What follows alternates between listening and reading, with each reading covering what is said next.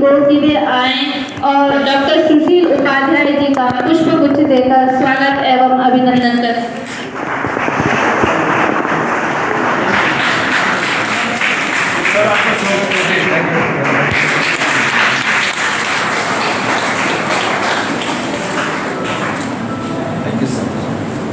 इसी क्रम में मैं आमंत्रित करूंगी डॉक्टर S.K. श्रीवास्तव सर को कि वे आएं और डॉक्टर S.N. पांडे जी राजभाषा अधिकारी जी का पुष्प गुच्छ देकर स्वागत एवं अभिनंदन करेंगे।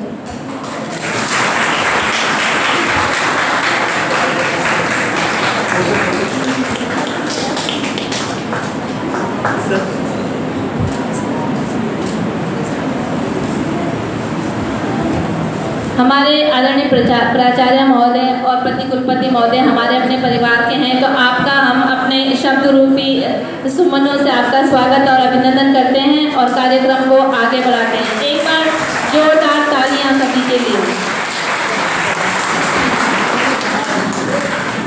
कार्यक्रम के अगले चरण में मैं आमंत्रित करती हूँ डॉक्टर अनूप बलूनी, जो डीन हैं कला एवं मानविकी संकाय।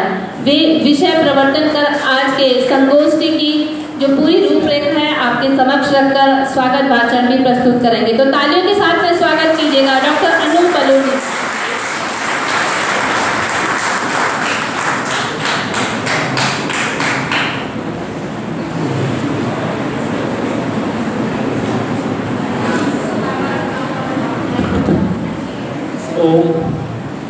ओम अग्नये सुपथाराय अस्मान् विश्वानि देववयुनानि विद्वान् यो जस्मज्जुग्राणमेनो भूष्ठान्ते नमस्ते विधेम।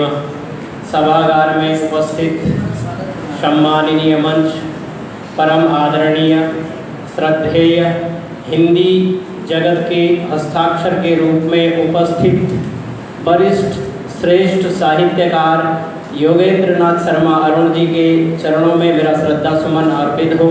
साथ ही भारत एवं विश्व में हिंदी को प्रचार प्रसार करने के लिए अग्र पंक्ति में उपस्थित बहन जी सविता मोहन जी को भी सादर दंडवत प्रणाम। साथ में उपस्थित सुचित्रा मलिक जी, आपका भी अभिनंदन सावार। और हमारे वरिष्ठ श्रेष्ठ भ्राता डॉक्टर सुशील उपाध्याय जी का आपका भी हृदय के गहराइयों से अभिनंदन स्वागत। सर्वेक्षण विभाग से S.N. पांडे जी का मैं हृदय की गहराइयों से हिमालयी विश्वविद्यालय परिवार के इस सभागार में इस एक दिवसीय राष्ट्रीय संगोष्ठी में सभी का अभिवादन अभिनंदन करता हूँ। आप सभी यहाँ उपस्थित हैं, हमारे लिए आपकी उपस्थिति बड़ी गरिमामयी है और आपके दर्शन मात्र से ही हम सब लोगों को एक ऊर्जा एक प्रेरणा मिलती है, मिलती रहेगी, मैं यही आशा करता हूँ। मैं डॉक्टर अनूप बलूनी हिमालयी विश्वविद्यालय के कला संकाय मानविकी को देखता हूँ और साथ ही अंतर्राष्ट्रीय जो हमारा IQAC है, इंटरनल क्वालिटी एश्योरेंस सेल्स, आंतरिक गुणवत्ता प्रकोष्ठ, जिसके अंतर्गत हिंदी विभाग द्वारा ये एक दिवसीय संगोष्ठी आयोजित की गई है। यह जो हमारी हिमालयी विश्वविद्यालय की स्थापना 2019 में भी 2020 में हम पहले प्रवेश शुरू हुए और एक अल्प आयु में जो शैशव अवस्था हम बार बार कहते हैं कि भी हम मात्र 3 वर्ष के हैं, चौथे में प्रवेश किए हैं और इन 4 वर्षों में विश्वविद्यालय ने अभी तक जो उपलब्धियां हासिल की हैं, अल्प समय में अभी हमने बहुत कम हासिल किया है और अभी हमें बहुत उच्च तक जाना है। उसकी थोड़ा सा मैं आपको बताना चाहता हूँ कि हिमालयी विश्वविद्यालय जब 2020 में स्टार्ट हुआ, प्रारंभ हुआ, तो यहाँ पे साइंस एंड टेक्नोलॉजी के कुछ पाठ्यक्रम चलाए गए, साथ ही एग्रीकल्चर कृषि विज्ञान से संबंधित योग विभाग और 2021 में आकर के हमारे पास nursing, BNYS, arts and humanities, प्रबंधन, ये सारे पाठ्यक्रम विश्वविद्यालय में चलाए गए और अभी वर्तमान में हमारे पास में लगभग 1000 से ऊपर छात्रों की संख्या है। अभी प्रवेश की प्रक्रिया चल रही है। इस अल्प अवधि में ये तो हमने किया, इसी के साथ साथ जो हमारा शोध विभाग है, और जब हम गुणवत्ता की बात करते हैं तो एक मौलिक और शुद्ध शोध के लिए हम संकल्पबद्ध हैं। हिमालय विश्वविद्यालय का संकल्प है कि आसपास का जो ग्रामीण क्षेत्र है वो शिक्षा और स्वास्थ्य से वंचित न रहे। इसी संकल्प के साथ हम ग्रामीण आंचल के विश्वविद्यालय होने के साथ साथ हमारे ऊपर एक हमारा दायित्व है कि हमने अपने आसपास के जो ग्रामीण क्षेत्र हैं उनकी शिक्षा पे, उनके स्वास्थ्य पे विशेष ध्यान दें। और हिमालय विश्वविद्यालय, Himalaya Ayurvedic PG medical college दोनों मिलकर के आसपास के क्षेत्रों में स्वास्थ्य जागरूकता कार्यक्रम निरंतर चलाते रहते हैं, शिक्षा संबंधी कार्यक्रम चलाते रहते हैं। हमारा जो है हिमालय आयुर्वेदिक पीजी कॉलेज और हॉस्पिटल मिल करके जो हमारे बीएमएस के इंटर्न हैं, जो छात्र हैं, वो आसपास के क्षेत्रों में स्वास्थ्य शिविर चला करके, स्वास्थ्य शिविर लगा करके सामान्य स्वास्थ्य परीक्षण, लोगों को स्वास्थ्य संबंधी जानकारियां प्रदान करते हैं। उसी के साथ साथ विश्वविद्यालय का नर्सिंग डिपार्टमेंट, योग डिपार्टमेंट और नेचुरोपैथी डिपार्टमेंट, ये तीनों भी मिलकर के किस तरह स्वस्थ शरीर, स्वस्थ मस्तिष्क का विकास करना है, उसके लिए निरंतर कैंप लगाते हैं। स्कूलों में, पंचायतों में नुक्कड़ नाटक के माध्यम से लोगों को शिक्षा और स्वास्थ्य के लिए निरंतर जागरूक करते रहते हैं। हमारी उपलब्धियों की अगर मैं बात करता हूं तो हिमालय आयुर्वेदिक पीजी कॉलेज की 2014 बैच की pass out doctor Devyani Nautiyal, जिसने यूरोपियन चोटी को फतेह किया, वो हमारी सबसे बड़ी उपलब्धि अंतर्राष्ट्रीय स्तर पर है। इसी के साथ साथ जो हमारा योग विभाग है, योग विभाग हमारा बड़ा उत्कृष्ट कार्य कर रहा है और अभी हमारे 6 से 7 स्टूडेंट, अंजलि, अमीषा, मोहित, गौरव, आकाश, ये राज्य स्तरीय योगा चैंपियनशिप के लिए सिलेक्टेड हुए हैं। और मैं आशा करता हूँ कि इन्हीं में से कुछ छात्रों का चयन हमारा राष्ट्रीय स्तर पे योगा चैंपियनशिप के लिए होगा। ये इसी के साथ साथ जो मैं शोध की बात कर रहा हूँ, हमारा जो शोध विभाग है उसमें भी हम मौलिक अनुसंधान के ऊपर, विशुद्ध अनुसंधान के ऊपर संकल्पबद्ध हैं। और उसी प्रक्रिया के तहत उसी में हमने अभी तक विषय विशेषज्ञों के द्वारा लगभग 40 ऑनलाइन ऑफलाइन गेस्ट लेक्चर किया है, जिससे कि शोध में नवीनता, मौलिकता और एक अनुशासन बना रहे। इसी के साथ साथ हमने यहाँ पे शोध विधि प्रविधि के ऊपर एक 6 दिवसीय कार्यशाला भी आयोजित की, जिसमें लगभग जो है 150 के आसपास लोग जुड़े थे। 8 प्रदेशों के ऑनलाइन और ऑफलाइन दोनों माध्यम से जुड़े रहे। ये हमारा जो है शोध विभाग और शोध पे जो है निरंतर एक उच्चतम शोध हो, जो एनईपी में हमारे संरक्षक माननीय निशंक जी का भी संकल्प है।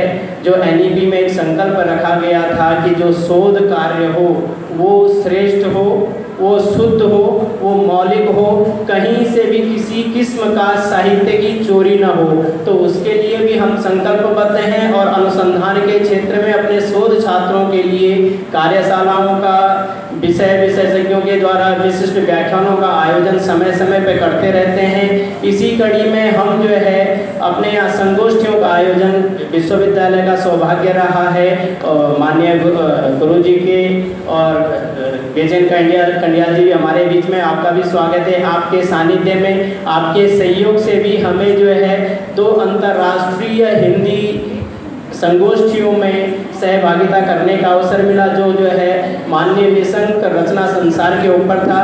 उसी कड़ी में आज का जो हमारा ये संगोष्ठी है, हिंदी विविध संदर्भों में मनन एवं मूल्यांकन, उसी क्रम को आगे बढ़ाते हुए हम जो है आज इस संगोष्ठी के लिए एकत्रित हुए हैं। और इसको करने का कारण आप सब लोग भली भांति जानते हैं कि आज भी लगभग 175 देशों में लगभग 600 साढ़े 600 यूनिवर्सिटीज़ में हिंदी पढ़ाई जाती है।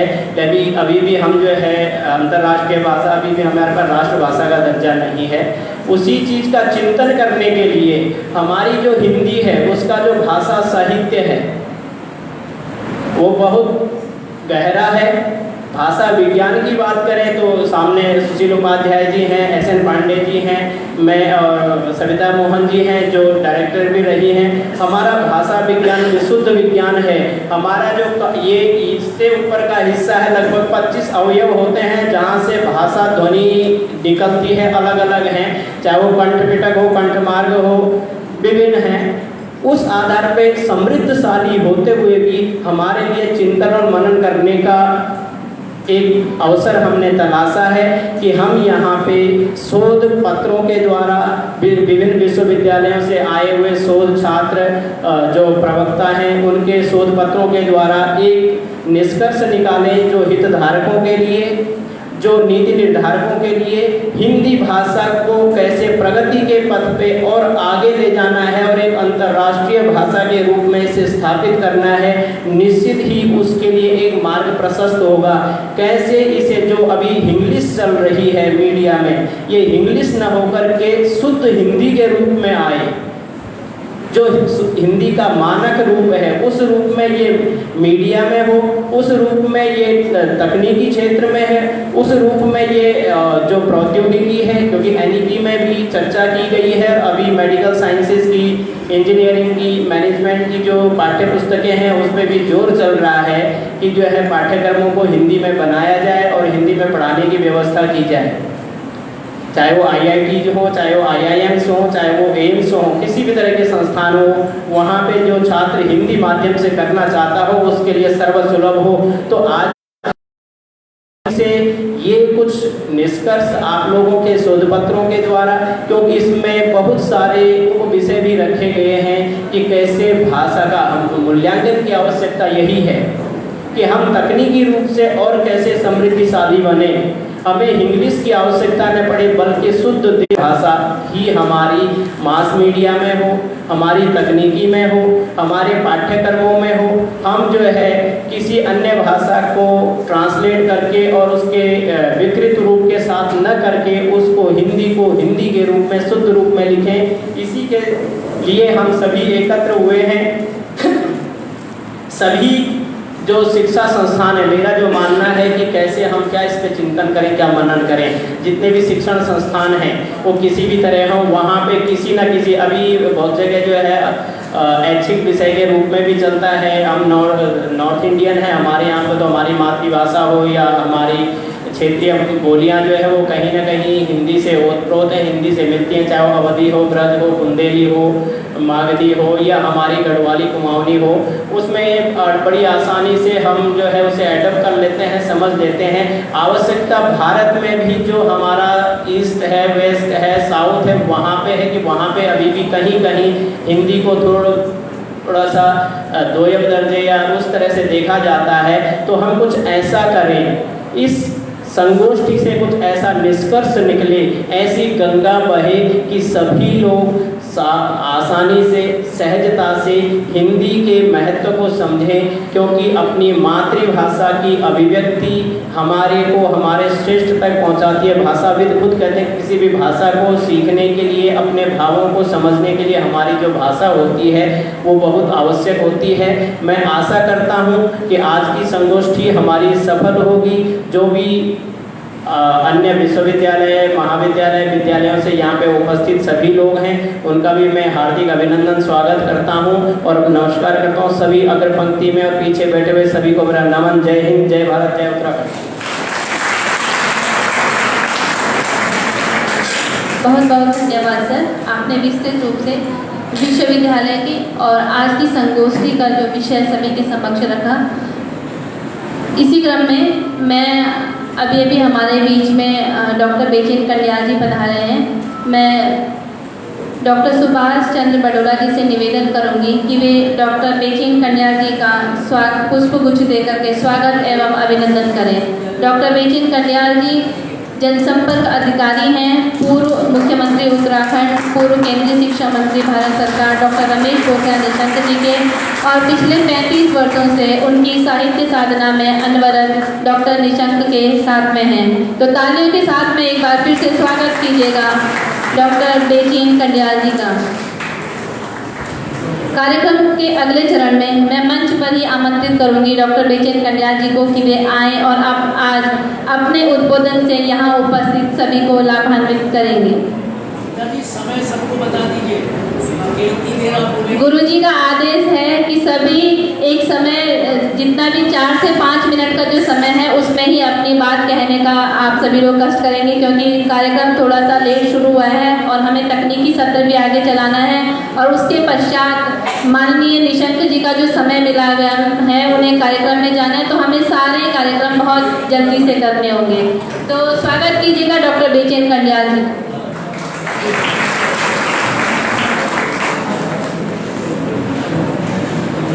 हम सबके बीच उपस्थित हमारे बहुत ही आदरणीय, बहुत ही वरिष्ठ साहित्यकार, गजलकार और कवि और मेरी भी और माननीय पूर्व शिक्षा मंत्री डॉक्टर रमेश पोखरियाल निशंक जी के गुरुदेव डॉक्टर योगेंद्र नाथ शर्मा अरुण जी, थोड़ी देर में डॉक्टर अरुण जी को मैं सादर वंदन अभिनंदन करता हूँ। हिमालयी विश्वविद्यालय के इस कार्यक्रम में हिंदी विभिन्न संदर्भों में मनन एवं मूल्यांकन से आयोजित इस संगोष्ठी की अध्यक्षता कर रही हमारी आदरणीय दीदी उत्तराखंड उच्च शिक्षा की निदेशक रही डॉक्टर सविता मोहन जी और कार्यक्रम में विशिष्ट अतिथि बहुत ही विदुषी वक्ता, उनको मैंने अभी डॉक्टर निशंक का रचना संसार जो यूट्यूब चैनल पर लगातार प्रति सप्ताह चलता है और लगभग 130-135 एपिसोड पिछले 3 सालों में जो कंप्लीट किए हैं उसमें बहुत ही अच्छा जिन्होंने समीक्षा की है डॉक्टर निशंक के साहित्य की, गुरुकुल कांगड़ी की हमारी आदरणीय प्रोफेसर सुचित्रा मलिक जी और इस कार्यक्रम के विशिष्ट अतिथि मेरे बहुत ही अजीज मित्र, परम मित्र और हिंदी के समीक्षक डॉक्टर सुशील उपाध्याय जी, डीन हिमालय विश्वविद्यालय के डॉक्टर अनूप बलूनी जी और मेरे बहुत ही आदरणीय बड़े भाई समान डॉक्टर राजेश नेथानी जी, संकुलपति हिमालय विश्वविद्यालय, कार्यक्रम की संचालक डॉक्टर ममता कुंवर जी और हिंदी विभाग की विभागाध्यक्षा डॉक्टर मनीषा अग्रवाल जी, मैं आप सब लोग का स्वागत अभिनंदन करता हूँ। मैं तो असल में आदरणीय गुरु जी को लेके आया था, उनका ड्राइवर बन के। गुरु जी बात बात में बोलते हैं कि मैं तो बेकार हूँ, बेकार का मतलब कि मेरे पास कार नहीं है। तो गुरु जी कल मेरे अतिथि थे, कल क्या 3-4 दिन से मेरे अतिथि थे घर में, तो गुरु जी ने कहा कि आपको चलना है, तो मैंने कहा ठीक है। तो ममता जी ने आदेश किया है कि मैं कुछ बोलूँ, क्योंकि वक्ता बहुत हैं, बहुत सारे लोगों को बोलना है और हिंदी एक बहुत व्यापक विषय है। अब मेरे मित्र भारती जी भी ऑल इंडिया रेडियो के प्रोग्राम एग्जीक्यूटिव यहाँ पर हैं, डॉक्टर सुप्रिया रतुड़ी जी भी, आपका भी मैं अभिनंदन करता हूँ। बहुत बड़ा विषय है हिंदी बोलने के लिए और इस ढंग के जो सम्मेलन हैं हिंदी की श्रीवृद्धि के लिए बहुत ही जरूरी है। भाषा किसी व्यक्ति की नहीं बल्कि एक राष्ट्र की पहचान होती है।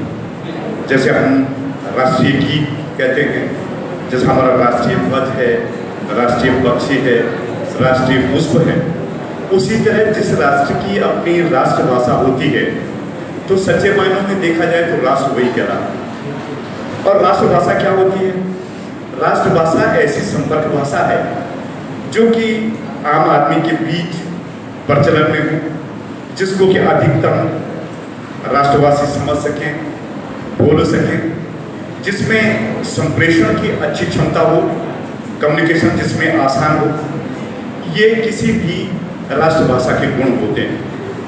हिंदी आज हमारी राजभाषा है, किंतु अगर व्यावहारिक रूप में देखा जाए और शासकीय रूप से न लें तो हिंदी राष्ट्रभाषा भी है और राजभाषा भी है। भारत में सबसे अधिक बोली जाने वाली भाषा हिंदी ही है और भारत में जहाँ 130 से अधिक भाषाएं हैं और 350 से अधिक बोलियां हैं। तो हिंदी इन सभी बोलियों को और भाषाओं को समृद्ध करती है। हिंदी का अपना बहुत क्लिष्ट व्याकरण नहीं है। अंग्रेजी का जैसे हम देखते हैं कि अंग्रेजी की कोई नियमावली नहीं है, कोई व्याकरण नहीं होता है, एक रटमार भाषा है। लेकिन हिंदी का एक व्याकरण है, लेकिन क्लिष्ट भी नहीं है। तो एक जो राष्ट्रभाषा के रूप में संविधान ने जब 1946 14 सितंबर को इसको अंगीकृत किया था, तो राष्ट्रपिता महात्मा गांधी ने कहा था कि हिंदी के बिना राष्ट्र गूंगा है। तो उस दिन समझा गया कि हमारी जो राजभाषा है हिंदी, निश्चित रूप से एक दिन राष्ट्रभाषा का भी रूप लेगी। लेकिन मैं इसे राजनीतिक इच्छा शक्ति की कमी कहूँ, मन शक्ति की कमी कहूँ, आज तक हिंदी को राष्ट्रभाषा के रूप में उसका स्थान नहीं मिला है। और यही नहीं, विश्व के अनेक देशों में हिंदी आज भी पढ़ाई जा रही है। और भारत की स्थिति देखें तो आज हमारी मानसिकता वही है कि हमें अपने बच्चे कॉन्वेंट में डालने हैं, और कॉन्वेंट में इसलिए डालने हैं कि इंग्लिश पढ़ानी है, इंग्लिश इसलिए पढ़ानी है कि नौकरी लगे। जबकि देखें तो विदेशों में हिंदी इसलिए पढ़ाई जा रही है कि उनको नौकरी लगे, भारत में उन्हें अच्छा रोजगार मिलना है। हिंदी भाषा का आज़ादी से पूर्व महात्मा गांधी ने कहा था कि हिंदी राष्ट्रभाषा होनी है, किंतु आज़ादी के बाद इस पर अनेक प्रश्न खड़े हुए और हिंदी के जो लोग थे, जो पदाधिकारी थे, जो बड़े राजनेता थे, वो खुल के हिंदी के सामने नहीं आए। बल्कि जो गैर हिंदी राज्य थे वहाँ थोड़ा बहुत विरोध शुरू हुआ। लेकिन आज हिंदी देश की सबसे लोकप्रिय भाषा है, सरल है, सहज है, सुगम है, और जितने भी गुण भाषा के होते हैं, संप्रेषक के रूप में दुनिया में सबसे अधिक बोली जाने वाली, समझी जाने वाली भाषा है। देखें तो हिंदी देश को, राष्ट्र को एक सूत्र में पिरोने का काम भी करती है, और हमारी राष्ट्रीय समृद्धि की और एकता की प्रतीक भी है। आज़ादी के इतिहास के बारे में आप सब लोग जानते हैं। जब स्वाधीनता आंदोलन हो रहा था तो राष्ट्रीय गीतों का, खासकर हिंदी में लिखे गए राष्ट्रीय गीतों ने देश को आज़ादी दिलाने में अपनी महत्वपूर्ण भूमिका निभाई है।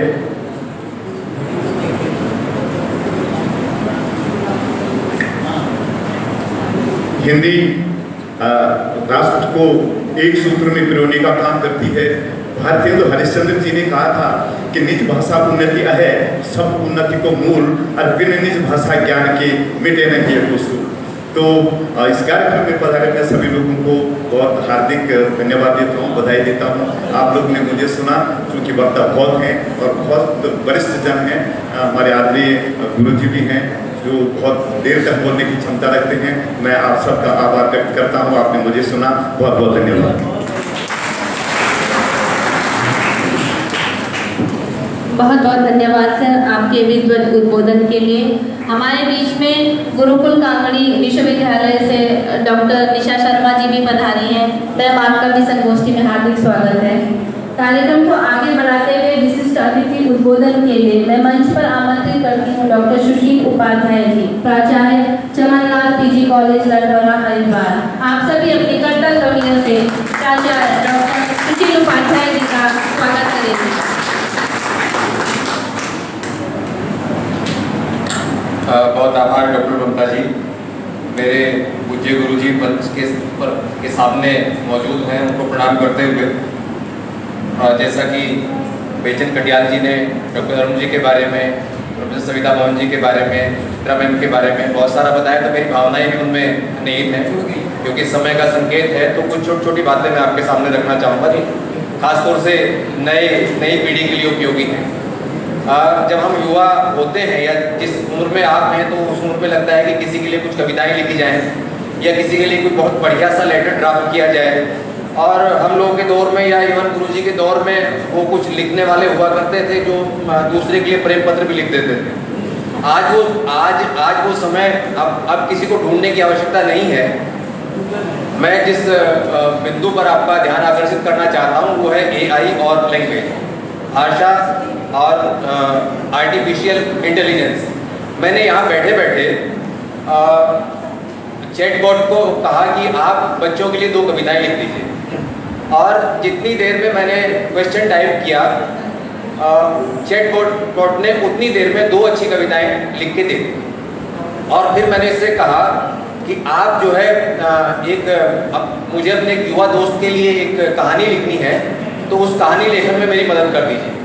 उसने आइडिया बताए फटाफट और एक करीब 200 शब्दों की कहानी लिख के दे दी। ये जो विषय है, इस विषय के जितने एस्पेक्ट हैं वो सारे एस्पेक्ट मैंने OpenAI ChatGPT 3.5 वर्जन पे डाल के दे। सारे वर्जन पे उसने परफेक्ट आंसर दिए हैं। मैं उनमें से कुछ आंसर आपके सामने पढ़ देता हूँ और फिर हम उस चुनौती को महसूस कर सकते हैं कि हम किस दौर में खड़े हुए हैं।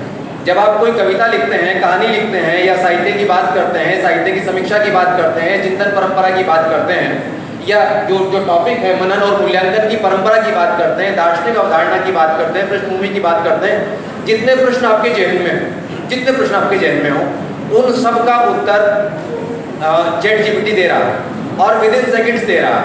और अब इसमें महत्वपूर्ण बात यह है कि जो वर्जन मैं इस्तेमाल कर रहा हूँ वो फ्री वर्जन है। अगर मैं उसका पेड वर्जन पे जाऊँ तो उसकी क्वालिटी और बेहतर हो जाएगी। तो फ्री वर्जन अब मैं कम समय लेते हुए 2 उदाहरण के तौर पे पढ़ के सुना रहा हूँ आपको। और चूंकि मैंने पृष्ठभूमि के तौर पर पहले बता दिया कि ये उत्तर किसने दिए हैं, अगर बाय द वे मैंने ना बताया होता तो आप ये मानते कि डॉक्टर ममता जी ने जिन सुशील उपाध्याय को यहाँ मंच पे बोलने के लिए बुलाया है वो ही शायद कुछ लिख के लेके आए हैं, उसी को पढ़ रहे हैं।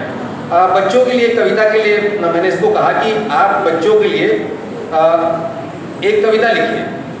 अब आप इसकी ChatGPT की लिखी कविता सुनिए जो इसने करीब 13 सेकंड में लिखी है। मुझे सवाल टाइप करने में लगभग 15 सेकंड लगे हैं और इसको कविता प्रस्तुत करने में 13 सेकंड लगे हैं। आप देखिए कि कविता में क्या लिखता है बच्चों के लिए।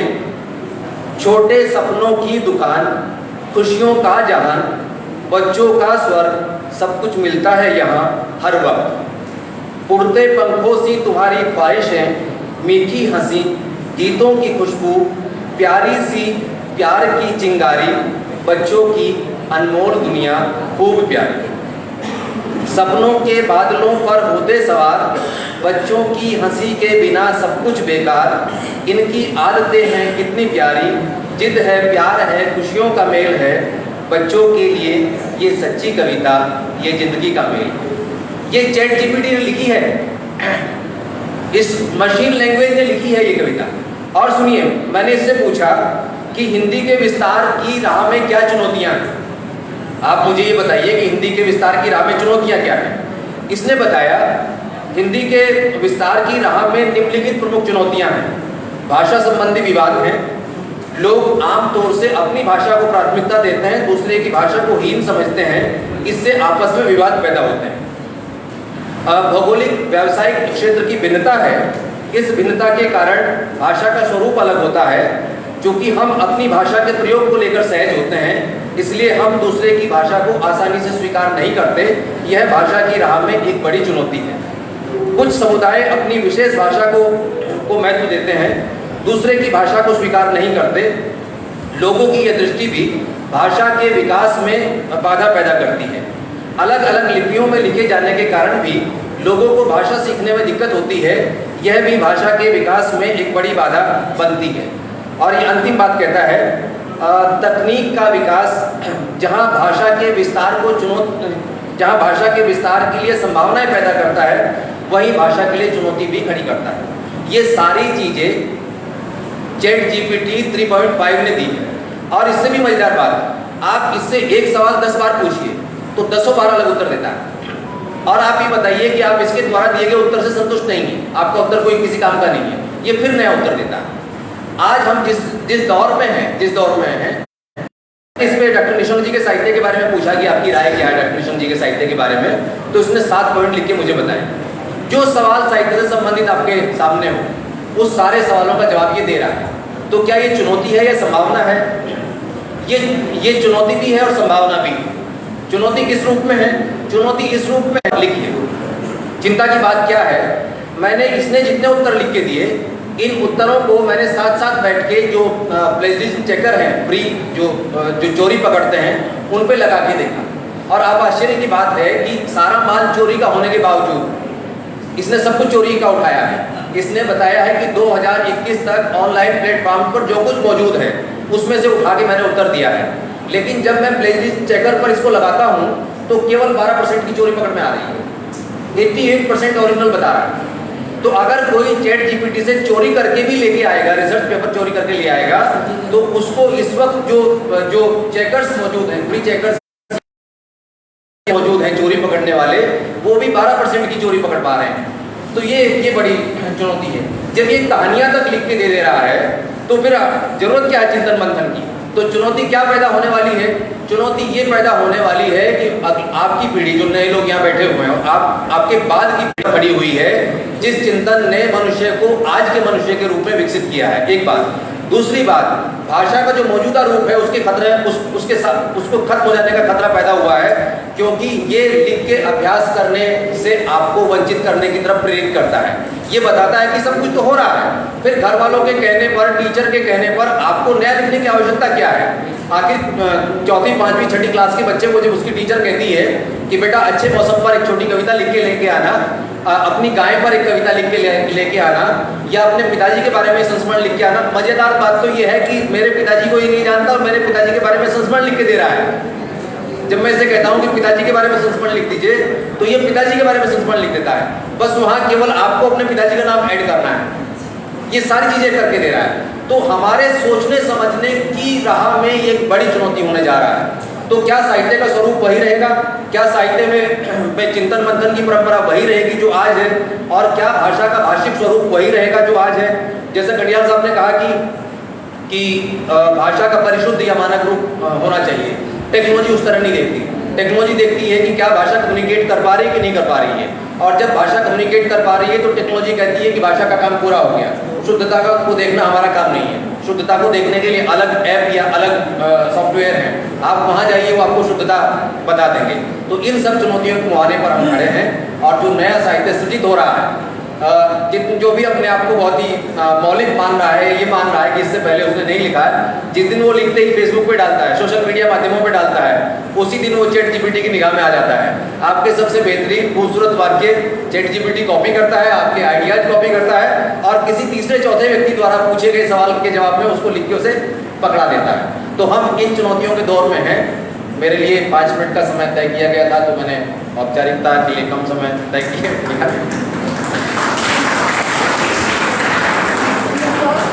मैं वैसे मजाक में सोच रहा था मैं इस विषय को और विस्तार कर सकते हैं, नया विषय। मैं सोच रहा था, मैं तुलना ऐसी अचानक वैसी कर रहा हूँ कि जैसे लोकसभा में जब डिबेट होती है तो भाजपा सत्ताधारी पार्टी है तो उसके पास 5 से 7 घंटे का टाइम होता है, लेकिन असदुद्दीन ओवैसी की पार्टी के पास 2 सांसद हैं तो उनको 7 मिनट मिलते हैं बोलने के लिए। तो मैंने सोचा कि आज मेरी भूमिका ओवैसी जैसी हो रखी है कि मुझे 4 से 5 मिनट में, चूंकि गुरुजी बैठे हैं तो गुरुजी कहने में संकोच करते हैं। मैं भी तुम्हारी पार्टी में हूँ, इसलिए 2 मिनट। हाँ, तो ये सारी चुनौतियां हमारे सामने हैं। मैं हिमालय विश्वविद्यालय के प्रतिकुलपति आदरणीय प्रोफेसर राजेश नैथानी जी के प्रति आभार व्यक्त करता हूँ। डीन साहब डॉक्टर अनूप जी ने बहुत ही बढ़िया प्रस्तुति की, विषय की प्रस्तावना बहुत बढ़िया रखी। एस.एन. पांडे साहब हमारे सामने मौजूद हैं, जहाँ साहब थे तो अभी किसी काम में व्यस्त होकर चले गए हैं और अगले सत्रों में हमें जानने समझने का मौका मिलेगा। मुझे भाषा का ये पक्ष काफ़ी आकर्षक लगता है कि भाषा टेक्नोलॉजी के साथ किस तरह से व्यवहार करती है। तो AI जो चैटबॉट्स हैं कई सारी कंपनियों के फ्री अवेलेबल हैं, उनके साथ खेलिए और उन्हें लिखने के काम पे लगाइए, लेकिन कॉपी मत कीजिए। अंततः कोई ना कोई ऐसा सॉफ्टवेयर जरूर आएगा जो चैट जीपीटी के लिखे हुए की चोरी भी पकड़ लेगा। बहुत बहुत धन्यवाद, आभार।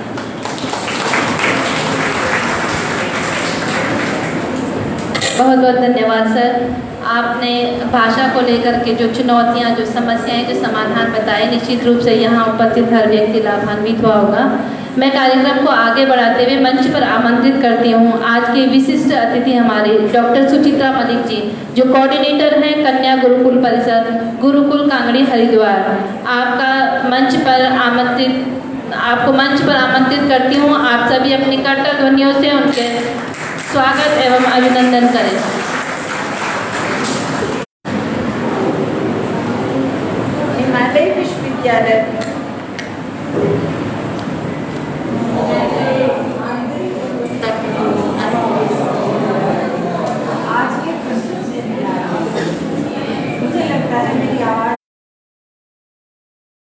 तरह से मदद करने के लिए आज मैं उनका भी स्वागत करती हूँ। और इस सभागार में उपस्थित मेरी सहयोगी निशा हैं, मेरी शिष्या बैठी हैं, मोना हैं, मेरी साथी लता भी आई हैं और मेरे कुछ और सहयोगी भी आए हैं। मैं सभागार में उनका स्वागत करती हूँ। जो ये विषय है ये 5 मिनट का तो है नहीं, गुरुजी ने तो 5 मिनट की सीमा तय की। एक बड़ा प्रसिद्ध शेर है, मैं उसको सुना के कोशिश करूँगी कि अपनी बात कम समय में समाप्त कर दूँ। कि कहते हैं, गरेबा चाक कर लेना बड़ा आसान है साकी, बड़ी उसकी मुसीबत है जिसे सीना नहीं आता। तो मैं वो दर्जी हूँ जिसको सिलाई करनी नहीं आती जल्दी जल्दी से, और फिर भी मैं कोशिश करूँगी कि ये जो विषय है यहाँ पर चुना गया है ये बहुत ही क्या कहना चाहिए उत्तम विषय है। विविध संदर्भों में हिंदी, विविध संदर्भों में मनन एवं मूल्यांकन। जितने भी श्रोता बैठे हैं सबके आगे, मुंह के आगे एक मैदान खुला है, कोई किसी विषय पर कुछ भी बोल दे, क्योंकि विविध संदर्भ हैं। अपना संदर्भ उठाइए और अपनी बात कहिए। हिंदी चीज ही ऐसी है, हिंदी भाषा ही ऐसी है, उसके अपार संदर्भ हैं, उसके ऐतिहासिक संदर्भ हैं, उसके वर्तमान संदर्भ हैं, उसके तकनीकी संदर्भ हैं, उसके साहित्यिक संदर्भ हैं, उसके काव्य संदर्भ हैं, उसके दार्शनिक संदर्भ हैं, कितने हैं।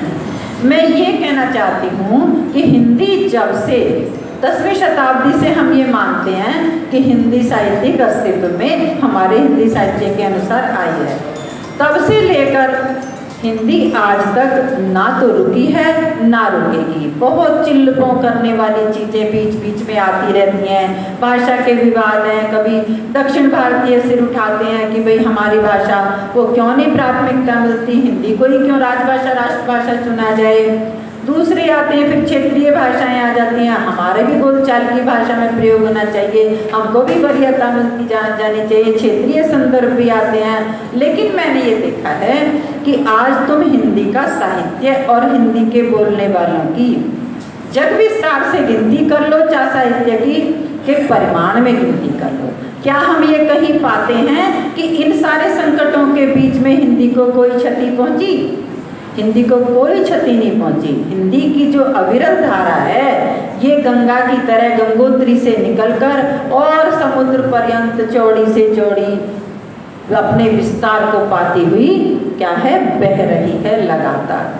पहले हमारे पास हिंदी का साहित्य आदि काल में बहुत थोड़ा था, उसके बाद भक्ति काल में कितना प्रचुर, कितना सुंदर साहित्य आया, रीति काल में कितना कलात्मक साहित्य आया, वर्तमान में तो साहित्य के जैसे भंडार खुल गए हैं। कितने नाटक लिखे गए, कहानियाँ लिखे गए, उपन्यास लिखे गए, बहुत कुछ लिखा गया। और आज भी वो यात्रा, बीच में महिलाओं का लेखन कम रहा, लेकिन महिलाओं ने कितना लिखा है आप देख लीजिए। वर्तमान समय में महिला लेखन को आप गिनती नहीं कर पाएंगे, समझ नहीं पाएंगे, विषय नहीं चुन पाएंगे। इतना सारा महिला लेखन हमारे सम्मुख आज उपस्थित है। रही बात ये जो ये तकनीकी संदर्भ जो सुशील उपाध्याय जी ने अभी उठाया, ये वास्तव में एक ये मनन और मूल्यांकन करने की चीज है। क्यों?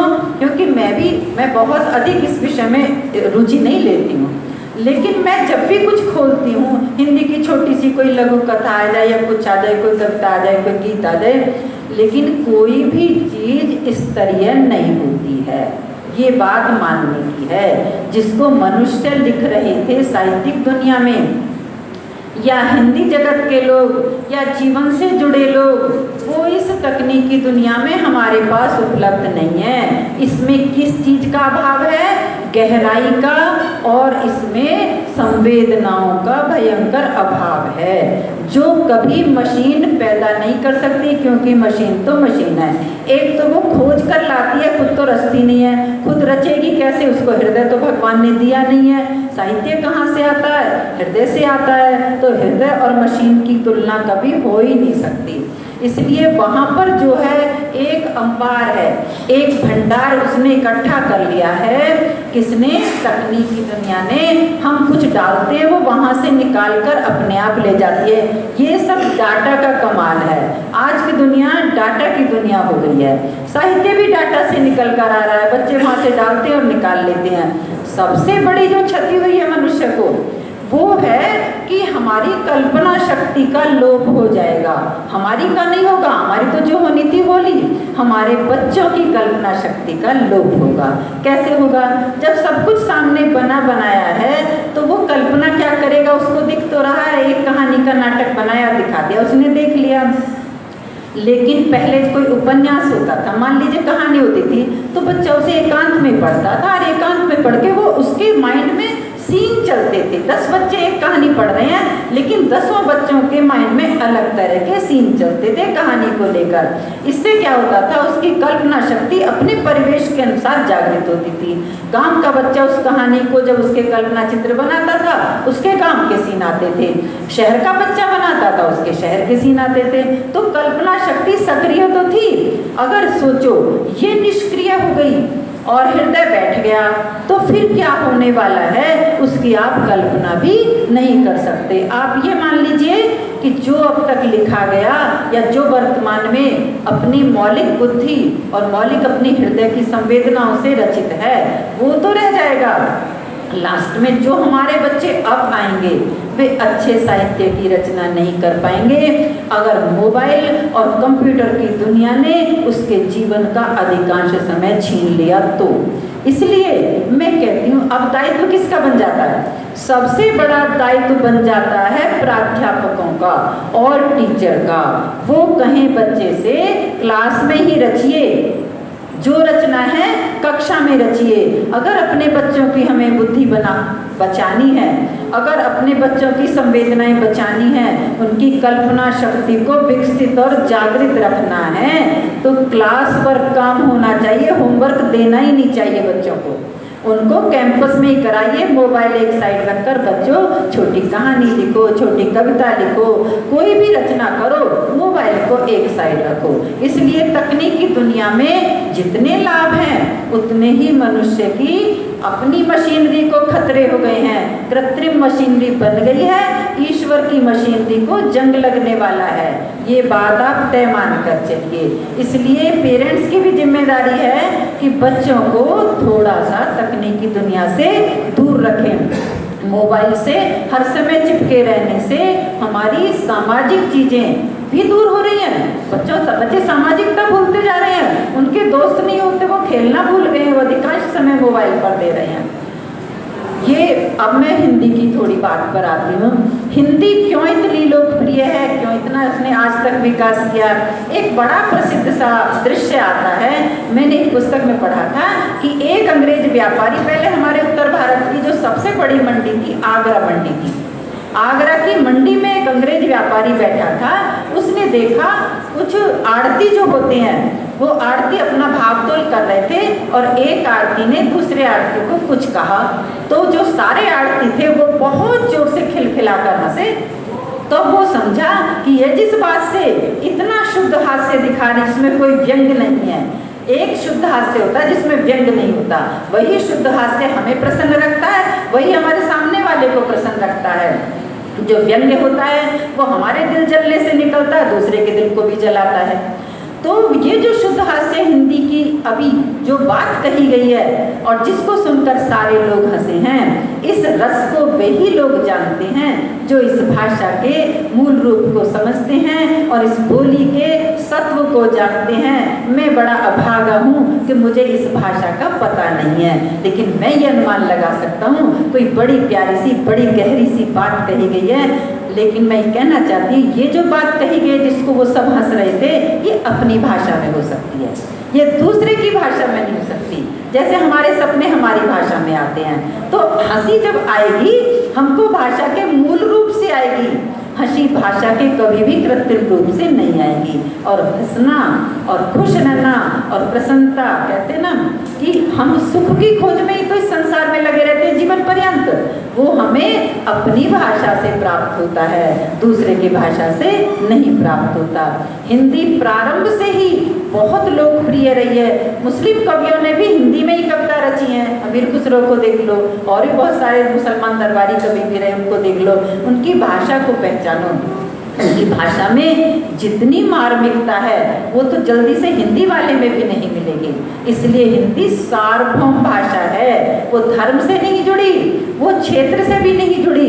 बस थोड़ा ये है कि कुछ कोने हमारे छिटके हुए हैं जहाँ तक हमको हिंदी को आत्मीयता से पहुँचाना है। ये हमारा धर्म होना चाहिए, ये हमारा कर्म होना चाहिए। जय हिंद, जय भारत।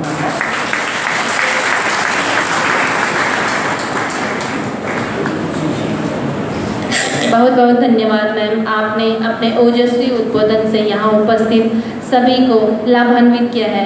कार्यक्रम को आगे बढ़ाने के लिए मैं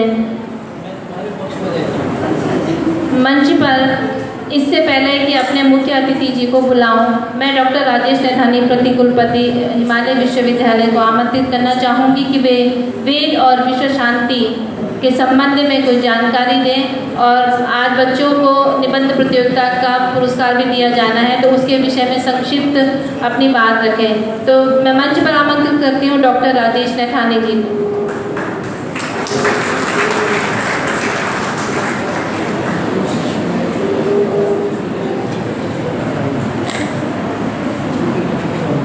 आप सभी को प्रणाम।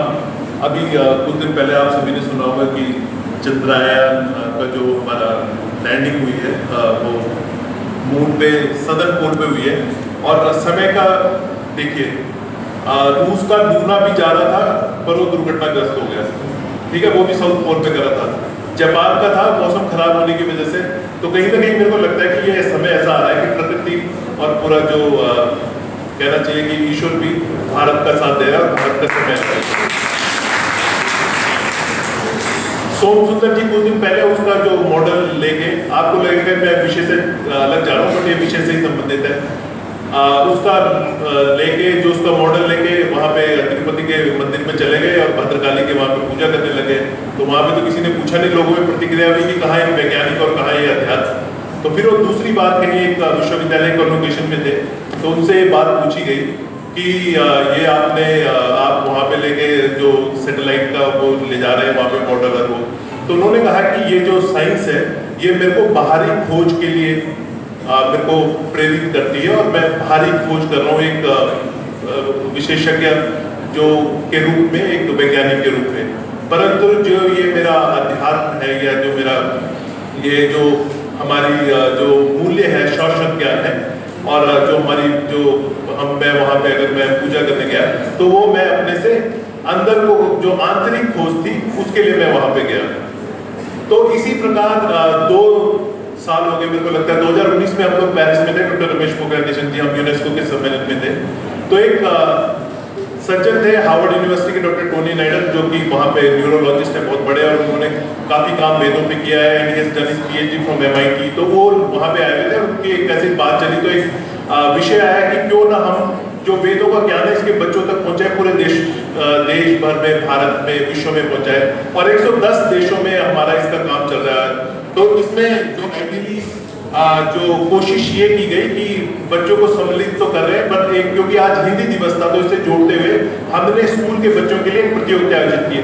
और मेरे को लगा क्योंकि इसमें विद्वान जुड़ने वाले हिंदी के विद्वान और ये बच्चे इन्होंने ऐसे राइटिंग कॉम्पिटिशन करी है।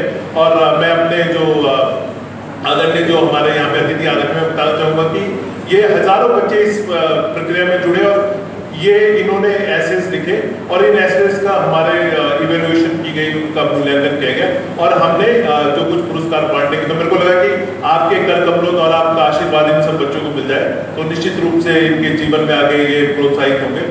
तो ये जो अभियान चला वेद और विश्व शांति का अभियान, उसी अभियान के तहत ये कार्यक्रम था डॉक्टर टोनी नाइडर ऐसे राइटिंग कॉम्पिटिशन और ये पूरे विश्व में चल रहा है प्रोग्राम बट ये यहाँ पे हमने देहरादून अपने आसपास के क्षेत्र में आयोजित किया था। तो मैं क्षमा चाहता हूँ कि कहीं आपको लगा होगा कि विषय का भटकाव हुआ है बट क्योंकि ये बच्चे वैसे मूलतः ये जो हमारा प्रोग्राम था इनका शाम को सम्मानित होना था परंतु ये दूर से आए हुए उनके स्कूलों का कुछ इश्यूज है। तो मेरे को लगता है मैं समय ना वेस्ट करते हुए मैं ममता जी को उनसे आग्रह करूंगा कि वो मंच पर आप गुरुजी आप आ जाइए। गुरुजी आप सारे आप मेरे को लगता है सुशील जी आई सर प्लीज आ जाइए, ये बच्चों को पुरस्कृत कर देते हैं जो भी आइए। दीदी आप ही आइए।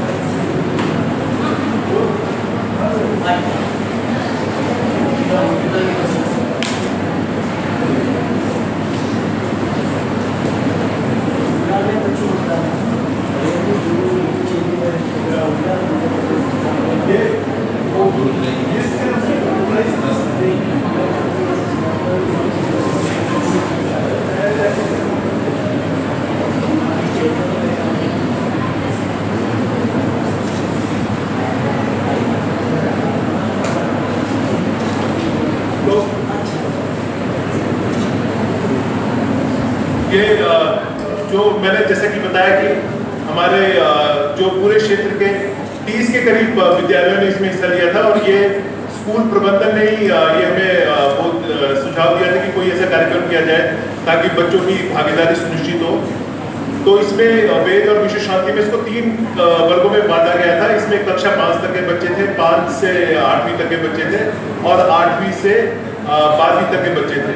और इनका सबका जो विषय रखा गया था वो एक ही विषय था, पर इनको की गई थी कोशिश ये की गई कि इनको हिंदी में प्रोत्साहित किया जाए, परंतु जिन्होंने अंग्रेजी में भी लिखा उनको भी हमने किया है। बट उनको हमने इस प्रतियोगिता में इसलिए शामिल किया क्योंकि आज हम विशुद्ध रूप से हिंदी के ही प्रतिभागियों को यहाँ पे आमंत्रित करना चाह रहे थे। तो मैं अभी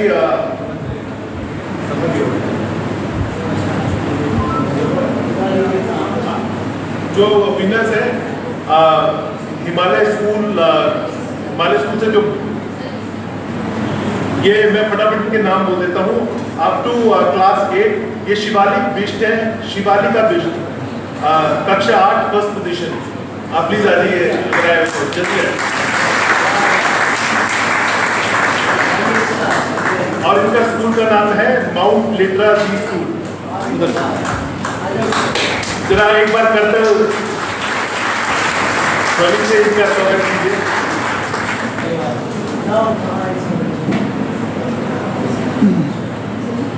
दूसरा जो पुरस्कार प्राप्त किया है वो है परिधि। इन्होंने 2nd पोजीशन की है। ये क्लास 5 के हैं और ये ब्राइटलैंड स्कूल की छात्रा है। परिधि नहीं है, प्राधि सॉरी। और तीसरे हैं अंजलि कोठारी, ये द्रोणाचार्य चिल्ड्रन अकेडमी से कक्षा 7 की है ये और 3rd पोजीशन की है।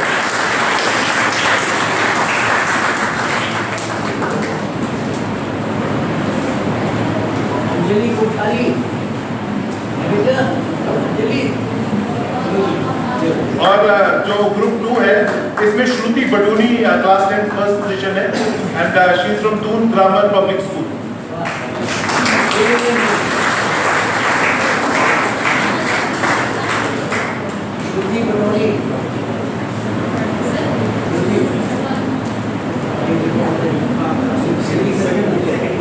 और दूसरे हैं हर्ष, ये रिनेसेंस द्रोण स्कूल से हैं।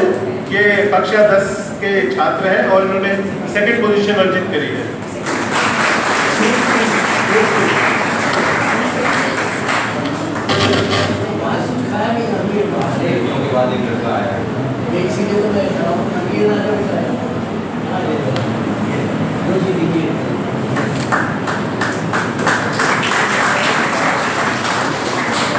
और 3rd पोजीशन की है पायल चौहान, दून पब्लिक स्कूल की है। तो मेरे को लगता है पायल हमारे बीच में नहीं है। ग्रुप 3 अप टू क्लास 12 इसमें जो प्रथम स्थान प्राप्त किया ये त्रिशा ने किया है, कक्षा 12वीं Himalaya public school first position.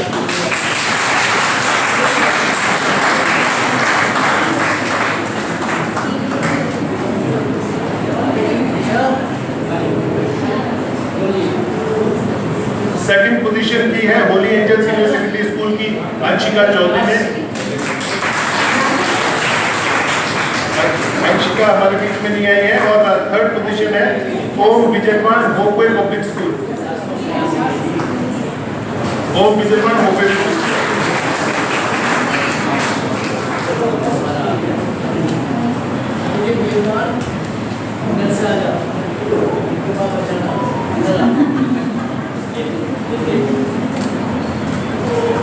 और मैं आभारी हूँ आप सभी का जिन्होंने पार्टिसिपेट किया और जो हमारे अतिथि यहाँ पे आए। और सबसे बड़ी बात है कि जो शाश्वत ज्ञान की जो गंगा है, वेद है, उपनिषद है, संस्कृत में ही आए हैं और हिंदी और संस्कृत में मेरे को नहीं लगता कोई फर्क है। तो पुनः आपका बहुत बहुत धन्यवाद और आभार।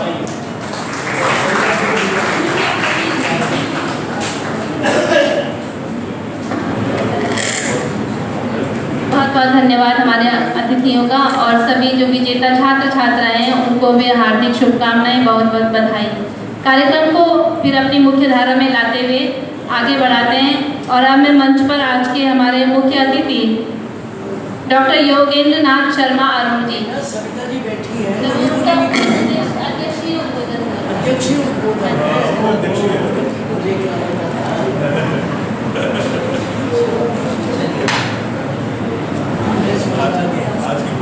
गुरुजी को यूँ तो गुरुजी परिचय के मोहताज नहीं है, लेकिन गुरुजी हम सब के लिए प्रेरणा स्रोत इस बात के लिए भी है कि 82-83 वर्ष की अवस्था में भी 25 वर्षों सा युवा जिस तरीके से उत्साही होता है और जो जुनून जीवन जीने का होता है, वो निश्चित रूप से हम सबके लिए प्रेरणा के स्रोत हैं। गुरुजी में 2 पंक्तियां बोल देती हूँ। गुरुजी का परिचय बहुत बड़ा है, लेकिन कुछ चंद जो वर्तमान में जिन पदों पर वो है उसका मैं आप लोगों को ब्रीफ कर देती हूँ। महामहिम राष्ट्रपति द्वारा महात्मा गांधी अंतर्राष्ट्रीय हिंदी विश्वविद्यालय वर्धा की कार्य परिषद जो एग्जीक्यूटिव काउंसिल होती है उसमें नामित सदस्य हैं आप। नेशनल बुक ट्रस्ट इंडिया में भारत सरकार द्वारा नामित ट्रस्टी और एग्जीक्यूटिव कमेटी के सदस्य हैं। साहित्य अकादमी नई दिल्ली के द्वारा आपको सम्मानित किया गया है। केंद्रीय हिंदी संस्थान आगरा के प्रतिष्ठित विवेकानंद सम्मान, जिसकी जो पुरस्कृत धनराशि है 5 लाख रुपए होती है, उसके द्वारा भी आपको सम्मानित किया गया है। तो मंच पर आमंत्रित करते हैं हिंदी के ऐसे रत्न को जिन्हें सुनने का सौभाग्य हमें आज मिलेगा। सबके लिए समय तय कर रहा था, मैं अपने लिए भी समय तय कर लेता हूँ 10 मिनट। लेकिन सबसे पहले आपके सामने आए थे डॉक्टर सुश्री उपाध्याय जी। उन्होंने आपको एक बहुत बड़ी चीज़ दे दी है, AI, आर्टिफिशियल इंटेलिजेंस। अब मेरे पास तो आर्टिफिशियल है नहीं, मैं तो ओरिजिनल रखता हूँ।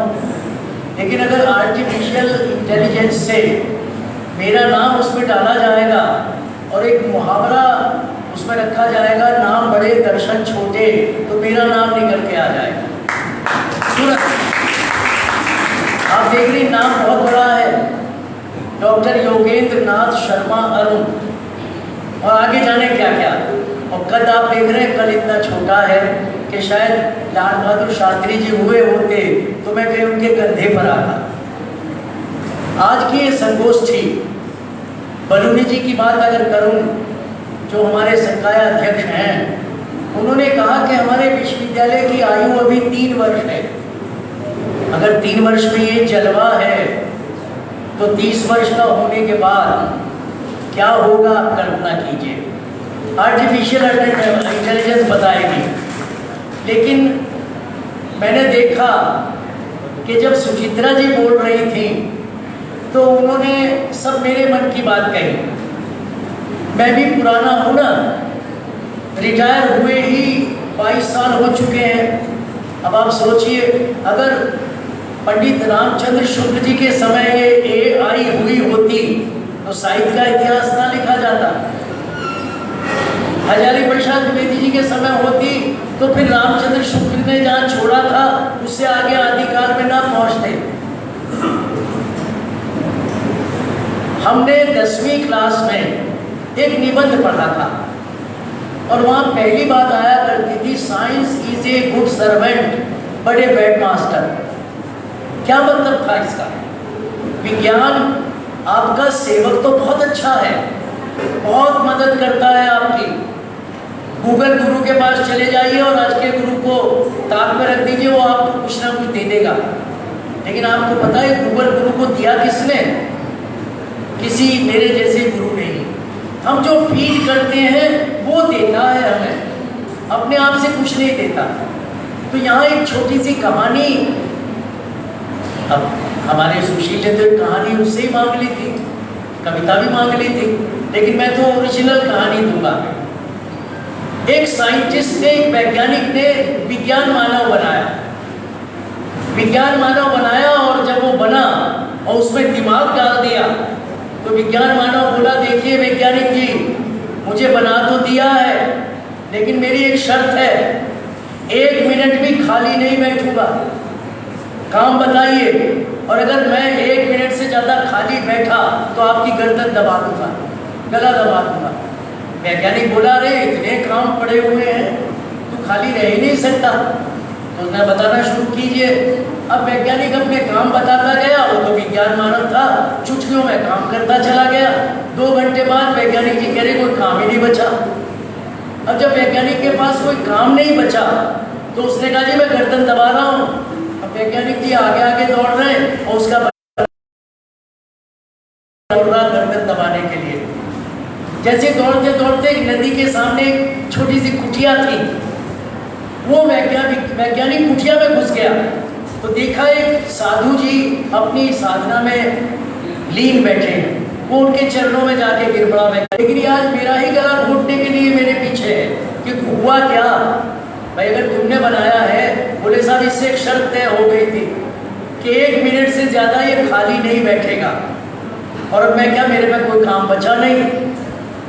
तो साधु जी ने कहा, इतनी छोटी सी बात? बोले हाँ हुजूर। बोले इस विज्ञान मानव से कहो कि अब इसका गुरु मैं हूँ, मैं इसे काम बताऊंगा, तुम्हें छोड़ देंगे। उसने कहा बहुत अच्छा। उसने कहा देख भाई, मेरे पे तो कोई काम है नहीं, अब तेरा काम बताएंगे ये महाराज जी, संत जी। या तो उसने ये विज्ञान मानव ने कहा मुझे तो काम चाहिए, तुम बताओ या ये बताएं। तो साधु जी ने विज्ञान मानव से क्या कहा कि वो नदी के किनारे पेड़ देख रहे हो? बोले हाँ देख रहा हूँ। बोले ऐसा करो, जब तक मैं दूसरा काम बताऊं उस पर चढ़ते रहो उतरते रहो, चढ़ते रहो उतरते रहो। और तब से विज्ञान मानव उसी सामने के पेड़ पर चढ़ रहा है, उतर रहा है। संत ने अगला कोई काम बताया ही नहीं। ये है विज्ञान मानव की असलियत। ले आइए इंटेलिजेंस आर्टिफिशियल, कितना कितना इंटेलिजेंस लाएंगे। अब आप देखें ना सुशील जी, आप ही के अखबार में कहा जाता है कि लाश का पीएम हो गया। पीएम तो प्रधानमंत्री के लिए कहा जाता था ना, प्राइम मिनिस्टर के लिए, लेकिन वो लाश का पोस्टमार्टम को भी पीएम कहने लगा। अब मुझे बताइए, लाश का पीएम होता है क्या? लाश का तो पोस्टमार्टम होता है। लेकिन वो ये नहीं जानता कि व्याकरण में कहा जाता है जब कोई शब्द गूढ़ हो जाता है उसमें परिवर्तन नहीं होता। प्राइम मिनिस्टर ही कहा जाएगा, एमपी को मेंबर ऑफ पार्लियामेंट ही कहा जाएगा। मेरे गुरुजी थे एमपी शर्मा, उन्हें मेंबर ऑफ पार्लियामेंट शर्मा नहीं कहा जाता था, महेश प्रसाद शर्मा ही कहा जाता था, जो जहाँ है। तो आप ये नहीं कह सकते कि आप जो कुछ कह रहे हैं आज के शब्द पर आ रहा हूँ, ये तो मुझे गुरु और शिष्य के बीच की बात करनी थी। सुचित्रा जी मेरी पीढ़ी की है और बहुत बड़ी बात कही उन्होंने आज के संदर्भ में कि अगर आर्टिफिशियल इंटेलिजेंस को ही लेकर बैठ जाएंगे तो आपकी संवेदनाएं कहाँ जाएंगी, आपकी कल्पना शक्ति कहाँ जाएगी। आप जानते हैं कक्षा 1 में बच्चे को क्या दिया जाता है? ऐसे अनार ऐसे एप्पल। क्यों दिया जाता है? इसलिए दिया जाता है कि वो एप्पल देख के एक ही पहचान करता है। चूंकि एप्पल वो माँ भी दे देती है और वो जैसे सेब जैसा देखता है। हमें ध्यान है कि दूसरी क्लास में आम बनाया था और आम अमरूद जैसा दिख रहा था। हमने कही मास्टर जी से अमरूद ना समझ लें, तो आम तो छोटा सा था, उसके ऊपर इतना बड़ा बड़ा लिखा अमरूद कि मास्टर जी को कहीं गलतफहमी ना हो जाए कि हम आम बनाया कि अमरूद बनाया। तो ये तो आर्टिफिशियल वाला तो यही करेगा, चाहे उसकी गलती निकलवा लीजिए, कुछ निकलवा लीजिए। लेकिन अब मैं आता हूँ आज के विषय पर। वो विषय ये है कि हिंदी मनन और मूल्यांकन। सुचित्रा जी आपने बहुत अच्छी बात उठाई। तकनीकी संदर्भ में आज हमें हिंदी को मूल्यांकन करने की जरूरत पड़ गई है। हम इंजीनियर बना रहे हैं, हम डॉक्टर बना रहे हैं, हम कंप्यूटर के क्षेत्र में अपने युवाओं को भेज रहे हैं, तो क्या उन्हें वही देंगे जो ईस्ट इंडिया कंपनी लेकर आई थी भाषा, या अपनी भाषा में देंगे? अगर ऐसा होता कि सब देश में अंग्रेजी में ही टेक्निकल एजुकेशन दी जाती या मेडिकल एजुकेशन दी जाती तो रूस तो पिछड़ गया होता। जर्मनी तो पिछड़ गया होता, फ्रांस तो पिछड़ गया होता, जरा रूस में चले जाइए, कोई नहीं पूछेगा अंग्रेजी को। यहाँ से हमारे जो युवा रूस जाते हैं वो पहले कहते हैं रशियन सीखिए, रशियन सीखकर हमारे यहाँ आइए, तब जाकर वहाँ आपको उस कोर्स में प्रवेश मिलेगा जिस कोर्स में आप पढ़ना चाहते हैं। तात्पर्य उन्होंने अपनी रशियन भाषा का महत्व रखा। मैं जर्मनी चला गया था, पत्नी मेरे साथ थी, अचानक पूछ लिया वेयर इज द वॉशरूम, कहता no English, no English, only German. मैंने उससे कहा I am from India, okay okay then go that way. माने वो इंग्लिश सुनना नहीं चाहते, जर्मनी में बोलिए अपनी भाषा में। और यही कारण है कि जर्मनी जब आज़ाद हुई 24 घंटे में उसने बुलाकर पूछा वहाँ के राजनेता ने कितने समय में जर्मनी को लागू कर सकता हूँ। उसके लोगों ने कहा 1 महीना। बोले क्यों, कल से ही क्यों नहीं होगी लागू? और कल से ही लागू हो गई। हमारी गलती क्या हुई? हमने जब संविधान बनाया, हमारे पंडित जवाहरलाल नेहरू से ऐतिहासिक गलती हो गई, क्योंकि वो हार्वर्ड में पढ़े हुए थे, कैम्ब्रिज से पढ़े थे, अंग्रेजी उनके दिमाग में थी, अंग्रेजी उनकी आत्मा को छू चुकी थी। इसलिए उन्होंने कहा 15 वर्ष तक हिंदी के साथ साथ अंग्रेजी भी चलती रहेगी। और 15 वर्ष बाद फिर 10 साल बढ़ा दिए, और वो 10 साल भी पूरे होने के बाद ये संशोधन कर दिया गया कि जब भारत का एक राज्य भी अगर ये कहेगा कि अभी मुझे हिंदी स्वीकार्य नहीं है तो अंग्रेजी ही चलती रहेगी। नागालैंड अगर ये कह दे कि मुझे हिंदी नहीं चाहिए तो हिंदी नहीं आएगी। ये सोचना पड़ेगा कि हिंदी में और तो बाधाएं नहीं आई, सबसे बड़ी बाधा आई राजनीतिज्ञों की। अरे भाई, मैं पिछले दिनों 3 महीने चेन्नई में रहा, जिसे मद्रास कहा जाता था, और चेन्नई में भी रहा दक्षिण भारत हिंदी प्रचार सभा में। वहाँ तो सारे मद्रासी, सारे तमिल बोलने वाले वो बढ़िया हिंदी बोल रहे थे, किसी को दिक्कत नहीं हुई। क्यों? इसलिए कि वो सब वहाँ नौकरी कर रहे थे, नौकरी की बाध्यता थी, इसलिए वो बोल रहे थे। और जब किसी दुकान पर मेरे जैसा व्यक्ति सामान लेने जाता था, मैं तो हिंदी में पूछता था ये चीज़ दे दो, तब वो ये नहीं कहता था तमिल बोलो, चूँकि मैं ग्राहक था, वो दुकानदार था, उसे अपना सामान बेचना था। एक बात याद रखिए, जब ईस्ट इंडिया कंपनी आई थी 1896 में, जब फोर्ट विलियम कॉलेज बना था, सिर्फ इसलिए बना था कि अंग्रेजी की किताबों का, अंग्रेजी के नियमों का हिंदी में अनुवाद हो सके। लेकिन अंग्रेज़ों की एक योजना वहाँ फेल हो गई। अंग्रेज़ों ने 4 शिक्षक जो रखे थे, चारों 4 दिशाओं के रखे थे। इंशाअल्लाह खां मुस्लिम रख लिए, सदल मिश्र पंडित जी रख लिए, सदासुखलाल बनिए रख लिए, और चौथे वर्ष वो सदल मिश्र इंशाअल्लाह खां, नासिर के तो बादशाह थे, जी हाँ, लल्लू लाल। तो लल्लू लाल जी लाला थे और एक कायस्थ थे। तो कायस्थ, ब्राह्मण, मुस्लिम ये रख लिए, लेकिन चारों ने हिंदी में अपनी अपनी रचनाएं लिख दी। वो कहाँ से हुई? एआई से नहीं, कल्पना शक्ति से। एआई ने कुछ नहीं बनाया था। अगर एआई हुई होती तो उर्वशी नहीं आ सकती थी रामधारी सिंह दिनकर की, परशुराम की प्रतीक्षा नहीं आ सकती थी। अब बहुत बढ़िया कहा सुशील ने कि फेसबुक पर जो मैं और आप पोस्ट कर देते हैं वो वहीं से कुछ ना कुछ उठाकर रख देता है उसके पास सामग्री है, उसे उठाना है कहीं से भी उठाकर वो हमें दे देगा। लेकिन जो चीज़ मेरे बच्चे अपने आप लिख सकते हैं, कभी कभी आया करता था कि बच्चे को 5वीं में कहा गया गाय पे निबंध लिख ले, लिखना शुरू किया। गाय बहुत अच्छी होती है, बकरी जैसी नहीं होती, भैंस जैसी भी नहीं होती। उसका एक मुंह होता है, उसके 2 कान होते हैं, दूध देती है, उसका बछड़ा भी होता है। और जब लिख के किताब को देने लगा तो अपनी मास्टरनी को कहले 1 मिनट दे दो मैडम। क्यों? बोले मैं एक चीज़ भूल गया। क्या भूल गया?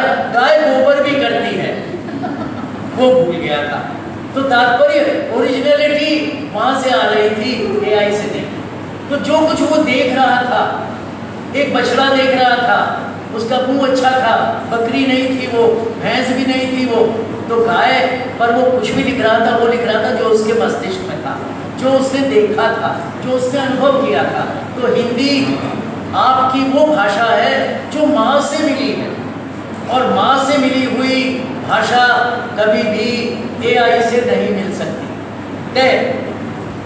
सुचित्रा जी ने बहुत बड़ी बात कही, ये जो ये आपके पास ये स्मार्ट आ गया ना, आपको तो भले स्मार्ट बना दिया हो, लेकिन आपकी याददाश्त को खा गया।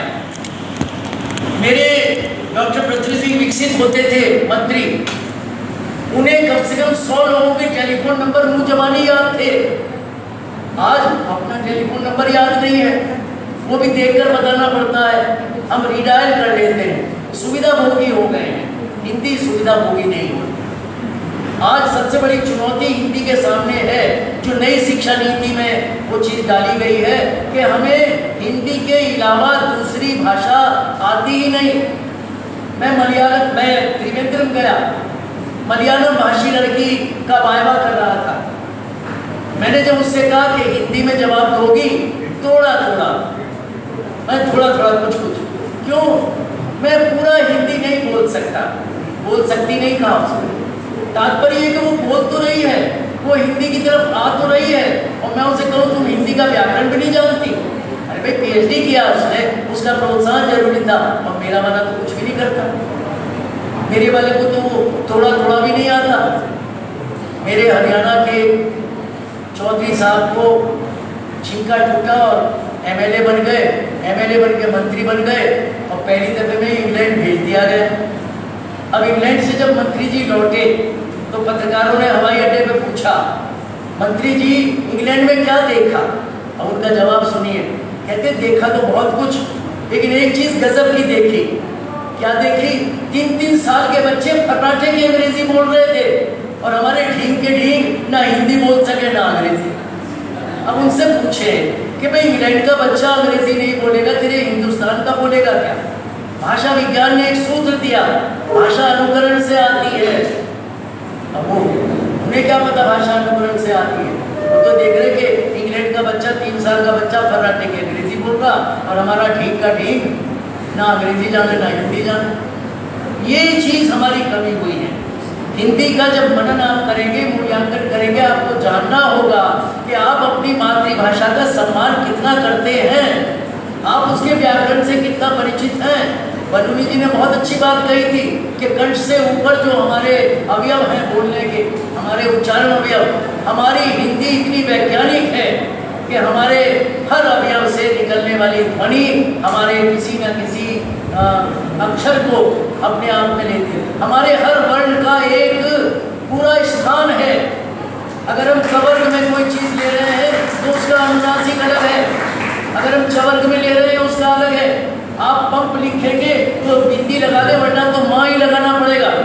आपको अगर चंचल लिखना है तो अय ही लगाना पड़ेगा, वरना बिंदी लगा लीजिए। हमने सुविधा दे दी आपको कि अगर आपको स्पर्श व्यंजन का पंचम अक्षर नहीं आता तो आप बिंदी लगा लीजिए। लेकिन हिंदी में अगर आप केवल बिंदी लगा रहे, वहाँ तो टे का है न, ठे का है न।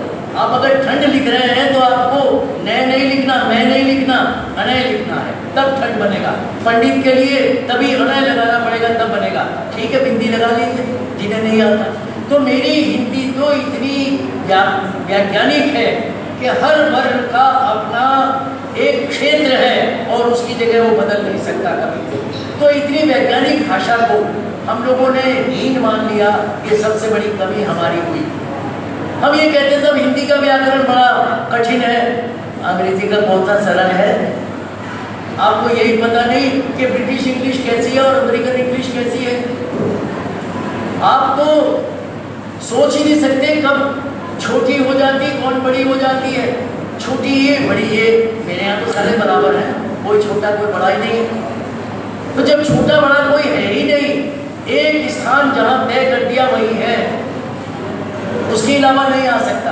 तो इतनी वैज्ञानिक भाषा को हम लोग अगर अपनी हीनता ग्रंथि की वजह से ये मान लें कि उसमें सृजन नहीं हो सकता, उसमें हम टेक्निकल एजुकेशन नहीं दे सकते, उसमें मेडिकल एजुकेशन नहीं दे सकते, तो ये कमी हमारी है, भाषा की नहीं।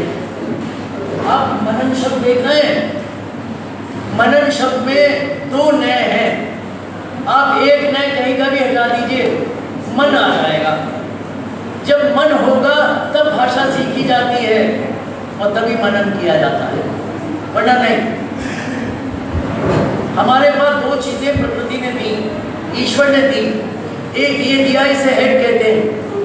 एक ये 2.5 इंच की थैली दी, हार्ट कहते हैं। महात्मा गांधी जब बेसिक एजुकेशन के लिए बोलते थे, बुनियादी शिक्षा में, तो कहते थे कि शिक्षा 3 D से चलती है। H, 3 H, 3 H थे। पहला H हार्ट, दूसरा H हेड और तीसरा H हैंड। ये 3 चीजें महात्मा गांधी ने शिक्षा के लिए तय करी थी, कोई भाषा के लिए भी नहीं। भाषा हेड से भी, हार्ट से भी, हैंड से भी। महात्मा गांधी ने अपनी जीवनी में, अपनी आत्मकथा में लिखा है कि मुझे आखिर तक एक बात का बहुत खेद रहेगा कि मेरा हैंड राइटिंग बहुत खराब है। वो नहीं सीख सके। हमने कभी सोचा ही नहीं। हम पहली क्लास से बच्चे को बॉल पेन दे देते हैं। मुझे कक्षा 6 में मेरे ड्राइंग के टीचर ने कैसे राइटिंग अच्छा लिखा जाता है वो सिखाया था।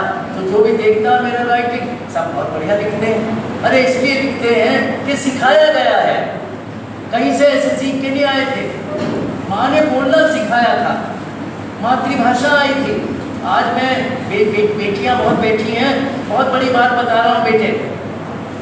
सारी दुनिया में 3 संस्थाएं ऐसी हैं जिनके सामने हर भाषा में, हर देश में माँ को लगाया जाता है, माँ को पूजा जाता है। जो भाषा आप पहली बार सीखते हैं उसे मातृभाषा कहा जाता है, अंग्रेजी में मदर टंग कहा जाता है। जिस जगह आप जन्म लेते हैं उसे मातृभूमि कहा जाता है। जन्मभूमि तो कहेंगे क्योंकि जन्म लिया है, लेकिन उसे मदरलैंड कहा जाता है, मातृभूमि कहा जाता है। और जहाँ आप पहली बार पढ़ने जाते हैं उसे मातृ संस्था कहते हैं, अंग्रेजी में अल्मा मैटर कहते हैं। आप सोचिए, इतनी गरिमा जब आपको मिली है तो आप अपनी मातृभाषा को हीन क्यों मान लें? आप अपनी मातृभाषा को कमजोर क्यों मान लें? जिस दिन हम अपने मनोवैज्ञानिक रूप में ये मान लेंगे कि नहीं, हिंदी के सामने चुनौती, किसके सामने नहीं होती, सबके सामने चुनौतियां होती। ऐसा कोई इंसान पैदा ही नहीं हुआ है जिसके सामने चुनौतियां ना हो। ऐसी कोई भाषा है ही नहीं जिसे सीखने के लिए आदमी को परिश्रम ना करना पड़ता हो। सबको परिश्रम करना पड़ेगा, सबको भाषा सीखनी पड़ेगी। तमिल में आज मेरी पत्नी है नहीं, लेकिन पंजाबी बोल लेती थी, बंगाली बोल लेती थी, तमिल बोल लेती थी। क्यों? उसकी सहेली एक पंजाबन थी, एक बंगालन थी, एक मद्रासन थी। अनुकरण से तीनों सीख गए। और जब मेरे गवर्नर SS बरनाला साहब बने, फर्नाटे से उनसे पंजाबी बोलती थी। उन्होंने मेरी तरफ देखा, अरुण जी ये तो बहुत बढ़िया पंजाबी बोलती है, पंजाब की है क्या? मैंने कहा नहीं जी, दिल्ली की है। ये तो सीख गई। तो आप कोशिश तो कीजिए, लेकिन हमारे उत्तर भारत का विद्यार्थी तो अपनी हिंदी के सिवा दूसरी सीखना ही नहीं चाहता। नई शिक्षा नीति में इसीलिए आया है कि आप अपनी भाषा के अलावा एक भाषा अवश्य सीखिए। आप सोच रहे हैं कि दक्षिण भारत वाले क्यों इतने समृद्ध हैं भाषा की दृष्टि से? उनकी अपनी भाषा है, मलयालम उनके पास है, कन्नड़ उनके पास है, तेलुगु उनके पास है, तमिल उनके पास है। अंग्रेजी वो इसलिए सीख गए कि अंग्रेज केरल में आए थे कभी, त्रिवेंद्रम में आए थे कभी, कलकत्ता में आए थे कभी। और हिंदी उन्होंने इसलिए सीखी कि IAS बन के अगर उत्तराखंड या उत्तर प्रदेश हमें मिल गया कैडर और वहाँ हम PM बन गए तो क्या करेंगे? 3 भाषाएं दक्षिण का युवा जानता है, हम एक भाषा भी पूरी तरह नहीं जानते। ये चुनौती है आपके सामने, बहुत बड़ी चुनौती है। तो आज से संकल्प लीजिए कि कैसे भी करूं, AI से सीखूं या IA से सीखूं, लेकिन एक भाषा सीखूंगा। हमारा केंद्रीय हिंदी निदेशालय है भारत सरकार का, वो इस तरह के शब्दकोश, हमारा एक जिसे वैज्ञानिक शब्दावली आयोग कहते हैं, उसकी ऐसी पुस्तकें हैं जो आपको अनेक भाषाएं सिखाने के लिए शब्दावली दे देते हैं। 5-5 शब्द जरा सीखने तो शुरू कीजिए, तो आप सीखेंगे, दूसरी भाषाओं से बात करना सीख लेंगे। जरा किसी सिख से जब आ रहा हो उसे सत श्री अकाल सरदार साहब कह दीजिए, आपसे आत्मीयता बन जाएगी। किसी अंग्रेज से गुड मॉर्निंग कह दीजिए। आज आपको बहुत बढ़िया बात बता रहा हूँ जिससे मेरे देश का नाम हुआ। मैं पिछले दिनों अमेरिका गया, मैंने देखा कि वहाँ ट्रॉली पर एक बहुत सुंदर करीब 75-80 वर्ष की महिला गई होगी, गोरी चिट्टी, नीला ब्राउजर पहन रखा है और आदि वो निकर पहन रखा है, अपनी ट्रॉली लेकर आ रही थी। पता नहीं मुझे क्या सोचा, मैंने उनसे कहा कैन आई हेल्प यू? बोली thank you well gentleman are you from India? वो जैसी बोली आर यू फ्रॉम इंडिया, मैंने कहा yes I am very much from India. Oh this is why you asking me to help. बस मैं ये लगा मुझे कि मेरे भारत की, बोले यहाँ तो कोई किसी की मदद करने की पूछता ही नहीं, तुम भारत के हो इसलिए मुझसे मदद की बात पूछी है। तो ये जो बात आई है, आप कहीं अपने आप से सवाल तो कीजिए कि मैं किसी के लिए क्या कर सकता हूँ। कुछ देकर ही कुछ मिलता है। आखिरी कर रहा हूँ, उसने मेरे सामने में पर्ची रखी। कुछ देकर ही कुछ मिलता है, दुख सहकर ही सुख मिलता है अटल नियम इस सृष्टि का, बीज गलकर ही पुष्प खिलता है, बीज गलकर ही पुष्प खिलता है। जब तक गलेंगे नहीं पुष्प नहीं खिलेगा, जब तक पुष्प खिलेगा नहीं, महक आएगी नहीं, सुगंध आएगी नहीं। तो खिलिए, गलिए पहले। आपके भीतर ऊर्जा है, उसको किसी डिब्बे में बंद करके मत रखिए। बीज को अगर डिब्बे में बंद करके रख देंगे, 1 महीने बाद मिट्टी बनकर निकलेगा। और अगर उसे कहीं जमीन में गाड़ देंगे, जरा सा पानी दे देंगे, मिट्टी रख देंगे, उसमें थोड़ा सा धूप हो जाएगी, तो एक दिन वो अंकुर फूटेगा और एक वृक्ष बन जाएगा, कभी फूल भी खिलेगा, महकेगा भी। बिल्कुल ऐसे ही मैं चाहता हूँ आप भी खूब परिश्रम कीजिए, AI को भी इस्तेमाल कीजिए, बुराई नहीं है। जो चीज़ मेरे सामने आई है, मैं ये बिल्कुल नहीं कहूँगा कि अपनी जेब में मोबाइल रखना बंद कर दीजिए, मेरे पास भी है, लेकिन उतना कीजिए कि आप उसके दास ना बने, उसको अपना दास बनाइए। विज्ञान को अपना दास बनाइए, आप दास उसके मत बन जाइए। इन शब्दों के साथ आज जो ये संगोष्ठी यहाँ की गई है, राजेश नैथानी जी, सविता जी आई हैं, हमारे राजभाषा अधिकारी आए हैं, और आप सब, मैं आप सबको आपके इस हिमालय विश्वविद्यालय को ऋषिकेश में देख चुका हूँ। ऋषिकेश में जब हम अपना कार्यक्रम कर रहे थे, डॉक्टर रमेश पोखरियाल निशंक जी की कविताओं पर, जो पुस्तकों पर किया करते थे, तो यहाँ के बच्चे वहाँ जाकर जो कार्य किया करते थे, मुझे लगता था राजेश जी कि आपके विश्वविद्यालय में अनुशासन है, आपके विश्वविद्यालय में गरिमा है, और उसी गरिमा और अनुशासन को देखकर मैं बहुत प्रसन्न हुआ। आप सबको बहुत आशीर्वाद।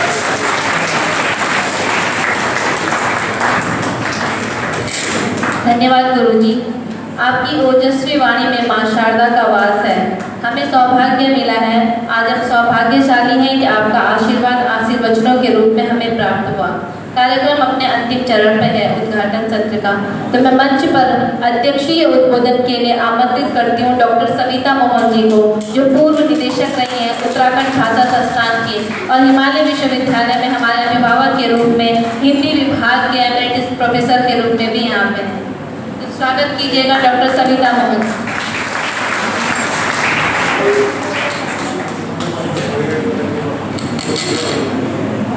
सभा में बैठे हुए सभी विद्वानों को मेरा प्रणाम स्वीकार हो। अध्यक्ष होना एक बहुत कठिन काम है। आप जितनी भी तैयारी करके आते हैं कि आप इन विषय पर बोलेंगे, वो सब और लोग बोल चुके होते हैं। फिर भी मैं अपनी बात को सिर्फ विषय पर ही रखती हूँ और विषय पर रखते हुए फिर इसको ऐसे ही समापन करती हूँ। इतने वर्षों के बाद, आज़ादी के इतने वर्षों के बाद भी हम यदि ये चिंता कर रहे हैं कि हिंदी का क्या विकास हो, तो मान लो कि ये चिंता कर रहे हैं कि हम अपनी माँ को माँ बोले, हम अपनी माँ को पहचाने कि मेरी माँ ऐसी है, लंबी है, चौड़ी है, लंबे बाल है, सुंदर सी आंखें हैं।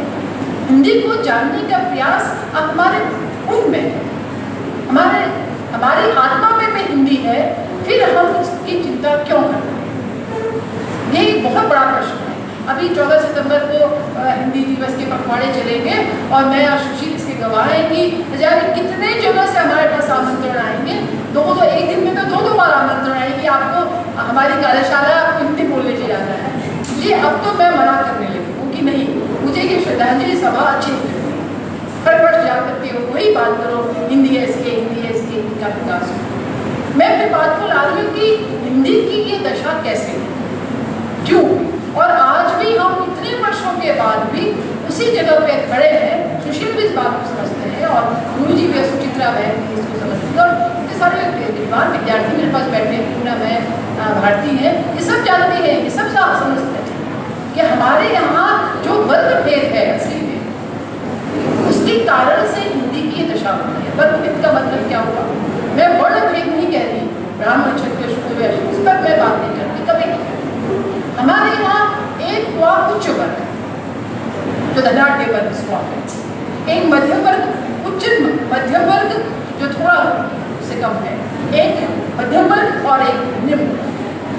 ये समाज के जो 3 वर्ग हैं, इन 3 वर्गों में 3 अलग अलग तरह की भाषा है। जो हिंदी मीडियम के गली कूचों में स्कूल है वहाँ हिंदी है, जो मध्यम स्कूल है उनमें हिंदी और अधकचरी अंग्रेजी है, जो मध्यम उच्च है उनमें आधी अंग्रेजी और आधी हिंदी है, और जो उच्च वर्ग के स्कूल है उनमें शुद्ध अंग्रेजी। एक देश में, एक समाज में, और इसके लिए कहीं कोई कानून नहीं है, कहीं कोई नियम नहीं है। आदरणीय गुरु जी ने कहा कि नेहरू जी के हार्वर्ड से पढ़ के आए थे, परंतु अब तो देश आज़ाद हो गया है, और नेहरू को गए हुए तो इतने साल हो गए, यदि दृढ़ इच्छा शक्ति होती गुरु जी तो अब लागू हो जाता। अब तो सरकार भी हिंदी बोलने वाली सरकार है, जय भारत के नारे लगाने वाली सरकार है, वो भी हिंदी को राष्ट्रभाषा या राजभाषा आज भी घोषित करने का दम नहीं है किसी के पास, जो कि वोट की राजनीति अलग राजनीति। इसके विषय में यदि आप हम बोलेंगे तो यहाँ पर बहुत सारा विवाद हो जाएगा, बहुत लोग पक्ष व विपक्ष में आ जाएंगे, तो समाज में जो ये वर्ग है, यही सबसे बड़ा बात है हमारे हिंदी को राष्ट्रभाषा और राजभाषा न बनने के कारण। हमारे घर में अंग्रेजी आती है, हम लोग अपने बच्चे को किसी अतिथि के सामने जब अतिथि आता है तो उससे कहते हैं कविता सुना, यदि वो अंग्रेजी में सुनाता है तो अंग्रेजी में सुना करके वो हम अतिथि में खुश होते हैं कि बच्चे को कितनी अच्छी अंग्रेजी आती है, और ये हिंदी में सुनाते हैं तो माँ के तो कभी नाम बताती बनते तुम्हें एक दिनकर की कविता या किसी जगुड़ी जी की कविता या सत्यानारायण पांडे की कविता सुनाते। ये जो वर्ग भेद है, ये चीज का जो हम अंतर नहीं कर पा रहे हैं, यही हिंदी के विकास की सबसे बड़ी बात है। साहित्य की दृष्टि से देखिए, साहित्य की दृष्टि से देखिए, हम विश्व में सबसे समृद्ध हैं। जितना साहित्य हमारे यहाँ, पीछे बच्चे बात कर रहे हैं, क्या बात कर रहे हैं? पीछे बच्चे बात कर रहे हैं, आप लोग चले जाइए जिनको समझ में नहीं आ रहा है। पूरे विश्व में जितना साहित्य है उससे कई ज्यादा साहित्य आज हिंदी का समृद्ध है। विश्व के कितने भी देशों में चले जाइए, हिंदी को समझने और बोलने वाले, हिंदी विश्वविद्यालय की भाषा है, हम हिंदी पढ़ाई जा रही है, परंतु हमारे अपने देश में पिछड़। आज विदेश का, जैसे कि अंग्रेजी में की बात करते हैं, जब अंग्रेजों का शासन हुआ था तो अंग्रेजी शासन ने हिंदी स्कूल खोला और वहाँ अंग्रेजी अपने अंग्रेजी के अधिकार, अपने हिंदी के अधिकारियों का नियुक्ति कर, और उनको उनसे कहा गया कि यदि आपको भारत में शासन करना है, भारत में नौकरी करनी है, तो आपको पहले हिंदी सीखनी पड़ेगी। और उधर बंगालियों की, बंगाल में उनकी राजधानी थी, उधर उन्होंने बंगालियों को तैयार किया अंग्रेजी सीखने, अंग्रेजी बाबू तैयार करे। वो अंग्रेजी बाबू जब आए देश में पहले, उन्होंने धोती के ऊपर कोट पहना, आपने देखा होगा बंगालियों का वेशभूषा, उन्होंने नीचे धोती पहनी, ऊपर कोट पहना, कोट के ऊपर टाई लगाई और आपको आगे अंग्रेजी वेशभूषा धारण कर ली, और ये बताया कि यदि इस देश में शासन करना, यदि देश में विद्वान बनना है, यदि इस देश में आधिपत्य करना है, तो आपको अंग्रेजी सीखनी चाहिए। बस यहीं से गलती। हमने अंग्रेजी को अधिकारियों की भाषा बना, हमने अंग्रेजी को विद्वानों की भाषा बना, हमने अंग्रेजी को धनाढ़ लोगों की भाषा बना के मान लिया कि धनाढ़ बोलने का मतलब अंग्रेजी बोलना, विद्वान होने का मतलब अंग्रेजी बोलना, संस्कारी होना, सुसंस्कृत होना मतलब अंग्रेजी बोलना। हिंदी को हम 2 या 20 साल में नहीं, हमने हिंदी को कोई स्थान ही नहीं दिया। जो हिंदी, मैं तो हिंदी भाषी हूँ और हमेशा हिंदी ही जानती हूँ, बहुत सारी दुनिया के कई देशों में जाकर के हिंदी बोलती हूँ, मुझे कहीं कोई अंदर कोई हीनता भावना नहीं आती है, परंतु मैंने बहुत सारे लोग देखे हैं जो कि अंग्रेजी न बोलने के कारण बहुत सारे लोग।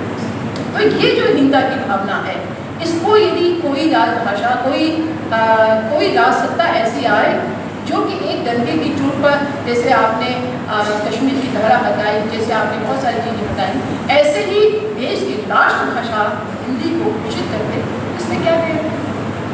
राष्ट्रभाषा तो वैसे ही है, हमारी जनजन की भाषा वैसे ही है, हमारे धर्म की भाषा। असली में भाषा का जो विकास होता है वो तीन या चार चीज़ से होता है। एक बाजार से, बाजार की वस्तुओं में जो भाषा चलती है, व्यापार में जो भाषा चलती है, वो भाषा सबसे ज़्यादा प्रचलित होती है। दूसरी धर्म की भाषा, और देखिए इस समय पूरी दुनिया में यदि बाजार की भाषा यदि कोई है तो हिंदी है। मैं मॉरिशस में गई, मॉरिशस के एक बाजार में वो मिलते हैं छुआरे और कश्मीर बहुत मिलते हैं, तो उनसे उन्होंने कहा कहाँ से, तो हमने कहा भारत से आए, तो उन्होंने कहा अच्छा शाहरुख खान की देश है, शाहरुख खान को जाने, और उन्होंने कहा हमसे बात करी और फिर टूटी फूटी हिंदी और टूटी फूटी अंग्रेजी में बात करी। यानी हमारी भाषा, व्यापार की भाषा के माध्यम से उस देश में भी, पूरी दुनिया में कहीं भी किसी होटल में चले जाएंगे, किसी भी देश के किसी होटल में चले जाएंगे, ये तो बहुत अच्छी बात है कि वहाँ भारत के लोग मिल जाते हैं। एक बार मैं वियतनाम में गई, बहुत दुखी हुई थी, वो लोग बड़ी अजीब से ग्रीन टी कैरेक्टर का कोई होता ना मेरा भारत में, तो मुझे एक गिलास भर के चाय देता गरम गरम। तो एक आदमी मेरे बगल में करेंगे कि आप चाय पियोगे? मैंने कहा निकल तुम यहाँ कहाँ से, कि मैं ऋषिकेश का हूँ, गलियान का हूँ और ऋषिकेश का वियतनाम पहुँचा हुआ। तो ये हमारा देश जो है पूरी दुनिया में छाया हुआ है अपनी भाषा की, और हम लोग अपने देश में, अपने विश्वविद्यालयों में आज भी हिंदी को लेकर के चिंता कर रहे हैं। ये फैशन तो नहीं है कहीं, या चिंता का विषय है? मुझे लगता है ये चिंता का विषय नहीं है, सिर्फ चिंतन का विषय कि हम इसको बढ़ाने के लिए क्या करें, हम अपने दैनिक व्यवहार में कैसे हिंदी को लाएं, अपने बच्चों को कैसे हिंदी सिखाएं और उनको हिंदी में गर्व करना सिखाएं, बस और कुछ नहीं करना है। अपनी भाषा के प्रति एक गर्व की भावना लाना। सुशील जी ने, डॉक्टर सुशील उपाध्याय का नाम भूल गई हूँ, कृत्रिम बुद्धिमत्ता की बात करें, बहुत अच्छी है। एक विश्वविद्यालय के में जो शोध प्रबंध होता है उससे पहले एक वाइवा होता है, मौखिकी होती है, और वो लोग अपना एक शोध पत्र लेकर के आते हैं। तो 8-10 बच्चे हिंदी के भी थे, मैं भी उसमें उन लोगों के दुर्भाग्य से मैं भी परीक्षक थी। तो मैंने एक बच्चे का वो जो था शोध पत्र पढ़ा, तो मुझे भाषा कुछ अजीब सी लगी। मैंने कहा ये बच्चा, मैंने उस बच्चे को बुला दिया, जो मैडम थी, मैंने बच्चा सुधार जी को बुलाई, बेटा बेटा आपने बहुत सुंदर लिखा, बहुत खुश हुआ। मैंने कहा ये कहाँ से उतारा है? वो माँ बता नहीं पाया। मैंने कहा इंटरनेट से उतारा है या किसी किताब से उतारा है? कि नहीं मैडम मेरा अपना है। मैंने कहा नहीं है, मैं दावे से कह सकती हूँ मैंने पढ़ा हुआ है। बोले आपने पढ़ा हुआ है, आपको कैसे मालूम आपने पढ़ा है? मैंने कहा इसलिए आप है इसी दिल करता है। उन्होंने भारतीय संस्कृति के 4 अध्याय का की भूमिका ही उतार दी। एक बच्चा तो ये पकड़ा है, दूसरा बच्चा फिर आया, जब उसने क्या किया, इंटरनेट पे जो प्रिंट करते हैं उन पे उनका टाइप का लेटर जो है अलग तरह का होता है, और हमारा जो टाइप है वो अलग देने वाला बिल्कुल अलग है। मैंने कहा बेटा ये कहाँ से उतारा है? बड़ा अच्छा टाइप है तुम्हारा। ये लगे कि हमारे टाइप राइटर में ऐसा ही आता है। बहुत आश्चर्य होता है ये सामने बैठने वाले को, ये बच्चे आज की पीढ़ी जो है सोचते हैं कि जो सभी बाल वाले लोग हैं इनको कुछ नहीं आता। मैंने कहा नहीं बेटा ऐसा नहीं है, ये आपकी आर्टिफिशियल बुद्धिमत्ता से आपने ये निकाल लिया है। और आपका जो विषय नरेश मेहता पे है उसको तो ये बातें नहीं कर रहा है, ये तो कभी जयशंकर प्रसाद को कोट कर रहा है, कभी रामधारी सिंह दिनकर को कोट कर रहा है, और ज़्यादातर तो ये निराला को कह रहा है नरेश मेहता कहाँ है इसमें। ये मान लो कि आपने इंटरनेट से पूरा निकाला लेख 20-25 पेज का और यहाँ पर आया। मैंने कहा चलो मैं मान ली कि आपने नरेश मेहता को, मैंने नरेश मेहता पूरा पढ़ लिया। मैंने कहा संशय की रात की कथा सुना वो बिल्कुल मालूम ही नहीं उसको संशय की रात उपन्यास है, ये कहानी है, ये कृत्रिम बुद्धिमत्ता जो है, ये कृत्रिम बुद्धिमत्ता हमारे जो बहुत सही बात सबने कही, आदरणीय गुरु जी ने भी कही, सुचित्रा मलिक जी ने भी कही, श्री उपाध्याय जी ने भी कही कि जो कृत्रिम बुद्धिमत्ता है वो हमारे वो परिश्रम जो हमारी इच्छा शक्ति है उसको तो कम कर ही रही है। हमारी कल्पना शक्ति को कम कर रही है। हमारी जो परिश्रम करने की इच्छा शक्ति है, परिश्रम करने का, सतत अध्ययन करने का, क्रियाशील होने का जो गुण है हमारे अंदर, मनुष्य होने के नाते हमारा मनुष्य है, हमारा दिमाग हर समय चलता है, कभी भी सोए में भी हमारा दिमाग चलता रहता है। उस दिमाग को सुलाने का काम एक कृत्रिम बुद्धि होता है। अब वो सावधान रहिए, हम लोग सब यहाँ पे शोधार्थी बैठे हैं, यहाँ इस विषय पर बोलिए। आपको अपने जीवन में इस बुद्धिमत्ता जो ईश्वर प्रदत्त बुद्धि है, इसको लगातार कसना है पत्थर पर, निरंतर अभ्यास दें, जड़मति को सुझाव इसको अभ्यास करो, ये जड़मति हुई क्या नहीं हो सकती। हिंदी हमारी, हम हिंदी लोग हैं और हिंदी पढ़ते बोलते हैं सारा जीवन, 43 वर्ष हिंदी को पढ़ाया है। पूरी भारतवर्ष के कई राज्यों में, विश्व के कई देशों में जाकर के हिंदी पे बात करी है। हिंदी तो मेरे लिए गर्व की भाषा है। मैं अपनी माँ को भी शायद उतना नहीं जानती हूँ जितना हिंदी हो जाती है। हिंदी के जितने भी ऋषि मुनि हुए, चाहे वो प्रेमचंद से लेकर के आज तक के, सारे मेरे गुरुवर हैं, जिन्होंने कि मुझे पढ़ने की, अध्ययन करने की इच्छा करनी, जिनसे मैंने सीखा है, भाषा का गौरव सीखा है, भाषा बोलने की तमीज सीखी है इन्हीं साहित्यकारों के द्वारा, इन कवियों के द्वारा ही मैंने कल्पना करने की शक्ति सीखी। कैसे कल्पना की जाती है? जब जयशंकर प्रसाद को पढ़ो या जमुनी जी को पढ़ो, आधुनिक है, उनको पढ़ो तो लगता है कि ये शब्द कहाँ से चुरा के ला रहे हैं, हमारे अंदर क्यों नहीं था? जो अध्ययनशीलता होती है ये साहित्य से आती है। आप लोग अध्ययनशील बनिए, खूब पढ़िए, खूब पढ़िए, खूब पढ़िए। अपने हाथ में एक पुस्तक आपके सामने हर समय होनी चाहिए। मोबाइल की जगह एक पुस्तक को अपने सिराने पर रखने की आदत डालिए। वो किताब आप फिर देखेंगे, वो पुस्तक आपकी अपनी खास अपनी हो गई है, जैसे कि आपकी खास कोई सहेली हो ना, ऐसी किताब हो जाए। मेरा आशीर्वाद आपके साथ है। आप लोग जहाँ भी जाएं, यशस्वी हो, ईश्वर आपका मार्ग प्रशस्त करे। यहाँ पर गुरु जी का आशीर्वाद आपको प्राप्त है, आदरणीय निशंक जी का आशीर्वाद आपके साथ हमेशा है, वो प्रेरणा स्रोत हैं आपके, उनके कहवे मार्ग आप चले। मैं पुनः आप लोगों को आशीर्वाद देती हूँ और चिरंजीव बहुत बहुत धन्यवाद मैम। हिंदी के प्रति आपका जो चिंतन है और जो चिंता है, निश्चित रूप से वो आज का जो हमारा विषय है उसी को ले करके है, और मुझे लगता है आपने अपनी बात कह करके आज के दिन को सार्थक कर दिया है। कार्यक्रम अपने अंतिम जो कार्यक्रम है उसमें अपने अंतिम चरण में है, और मैं इस उद्घाटन सत्र के आभार ज्ञापन के लिए मैं बुलाना चाहूँगी डॉक्टर मनीषा अग्रवाल को, विभागाध्यक्ष हिंदी विभाग, हिमालय विश्वविद्यालय।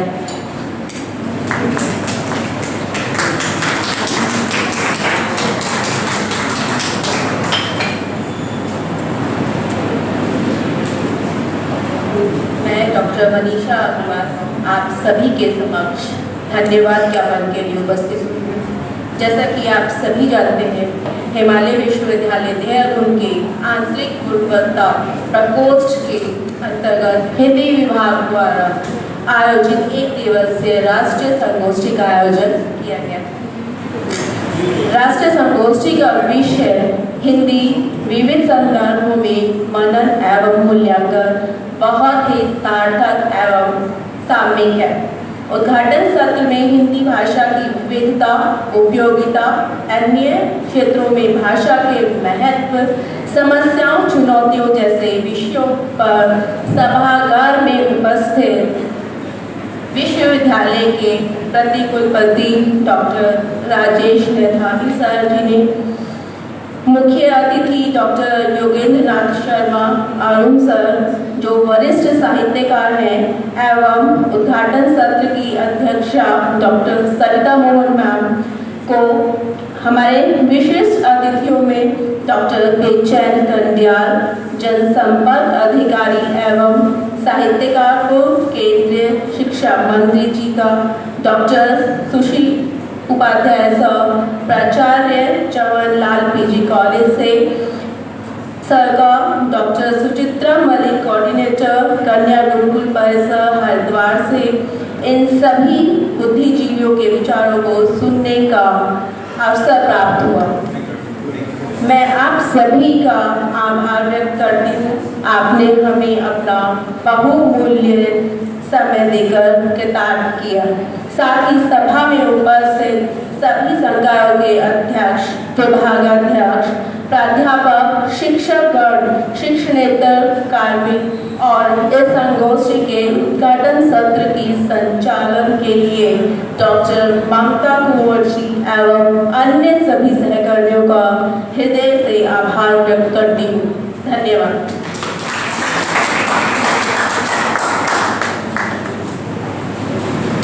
धन्यवाद मैम।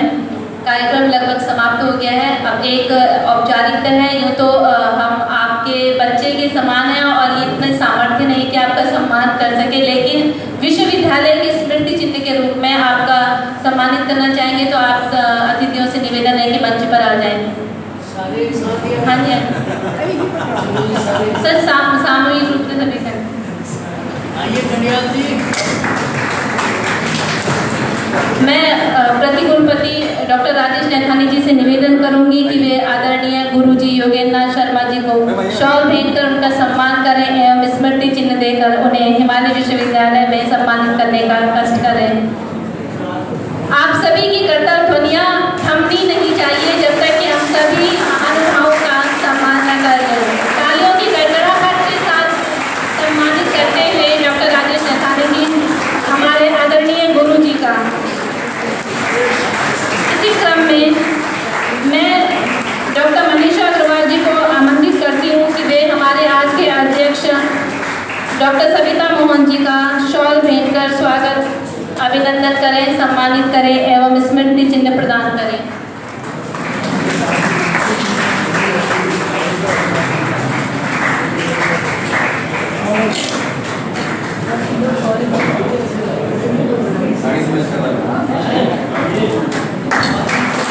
तालियों के साथ में स्वागत कीजिएगा, अभिनंदन कीजिएगा। और ये मेरा सौभाग्य है कि डॉक्टर सुचिता मलिक जी का स्वागत मैं स्वयं करूंगी, क्योंकि मैं उनकी शोध छात्रा रही हूँ और एक शोध छात्रा के जीवन में इससे बड़ा कोई अवसर नहीं कि अपने गुरु को सम्मानित करने का अवसर मिले।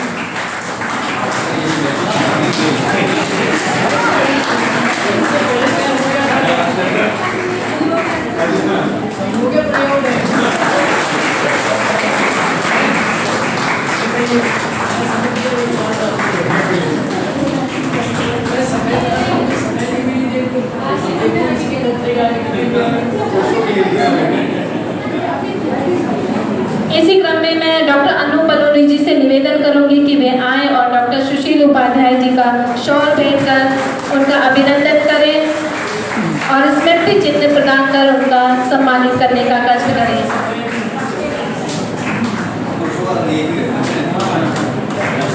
तालियों के साथ में अभिनंदन कीजिएगा डॉक्टर सुशील उपाध्याय जी का। इसी क्रम में मैं डॉक्टर सुभाष बडोला जी से निवेदन करूंगी कि वे डॉक्टर बेचैन कंडियाल जी का शॉल भेंट कर अभिनंदन करेंगे एवं स्मृति चिन्ह प्रदान करेंगे। तालियों की आवाज तेज हो जानी चाहिए। डॉक्टर बेचैन कंडियाल जी का सम्मान करते हुए doctor Subhash Badola, assistant professor, Sanskrit विभाग, हिमालय विश्वविद्यालय। इसी क्रम में मैं मंच पर आमंत्रित करती हूँ डॉक्टर आनंद मोहन जोशी जी को कि वे आए और डॉक्टर SN पांडे जी, राजभाषा अधिकारी जी का शॉल भेंट कर सम्मान एवं स्मृति चिन्ह प्रदान करें।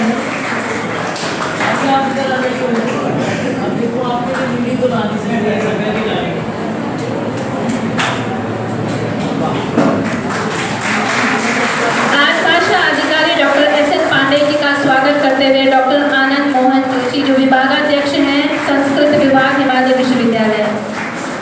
आप सभी गणमान्य अतिथियों का बहुत बहुत आभार। वो हमारे परिवार के हैं, उन्होंने स्वागत करें। आप सभी का बहुत बहुत धन्यवाद। एक ग्रुप फोटो लेंगे, एक साथ ले लो भैया, एक ग्रुप फोटो में।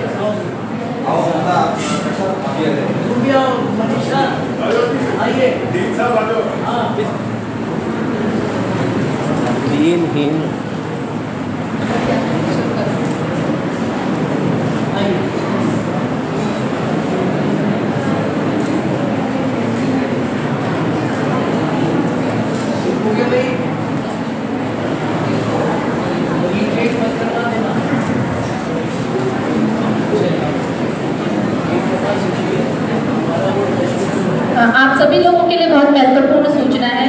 उद्घाटन सत्र यहीं पे समाप्त होता है और इसी हॉल में 2 मिनट के पश्चात तकनीकी सत्र का प्रारंभ होगा। तकनीकी सत्र के लिए विशेष रूप से सूचना है कि जो लोग ऑनलाइन पार्टिसिपेट कर रहे हैं वे अपना शोध पत्र प्रस्तुत नहीं कर पाएंगे, लेकिन जो उपस्थित हुए हैं यहाँ पर अपना रिसर्च पेपर वही पढ़ेंगे। और तकनीकी सत्र के लिए मैं आमंत्रित करूँगी जो संचालन में है डॉक्टर इंदु भारती नवानी जी, और तकनीकी सत्र की जो समिति है वो कृपया तकनीकी सत्र को देखने का कष्ट करेंगे। उद्घाटन सत्र यहीं पर समाप्त होता है। धन्यवाद। ठीक 2 बजे ठीक 2 से 2:15 बजे के बीच में हमारे समापन सत्र के माननीय जो मुख्य अतिथि हैं डॉक्टर रमेश पोखरियाल निशंक जी हमारे बीच में रहेंगे।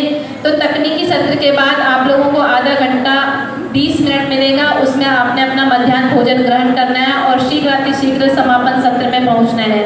हमारे मुख्य अतिथि जी के पास समय की कमी है आज, तो उसको देखते हुए हमें प्रोग्राम एडजस्ट करना है। आप सभी लोग सहयोग करेंगे। धन्यवाद।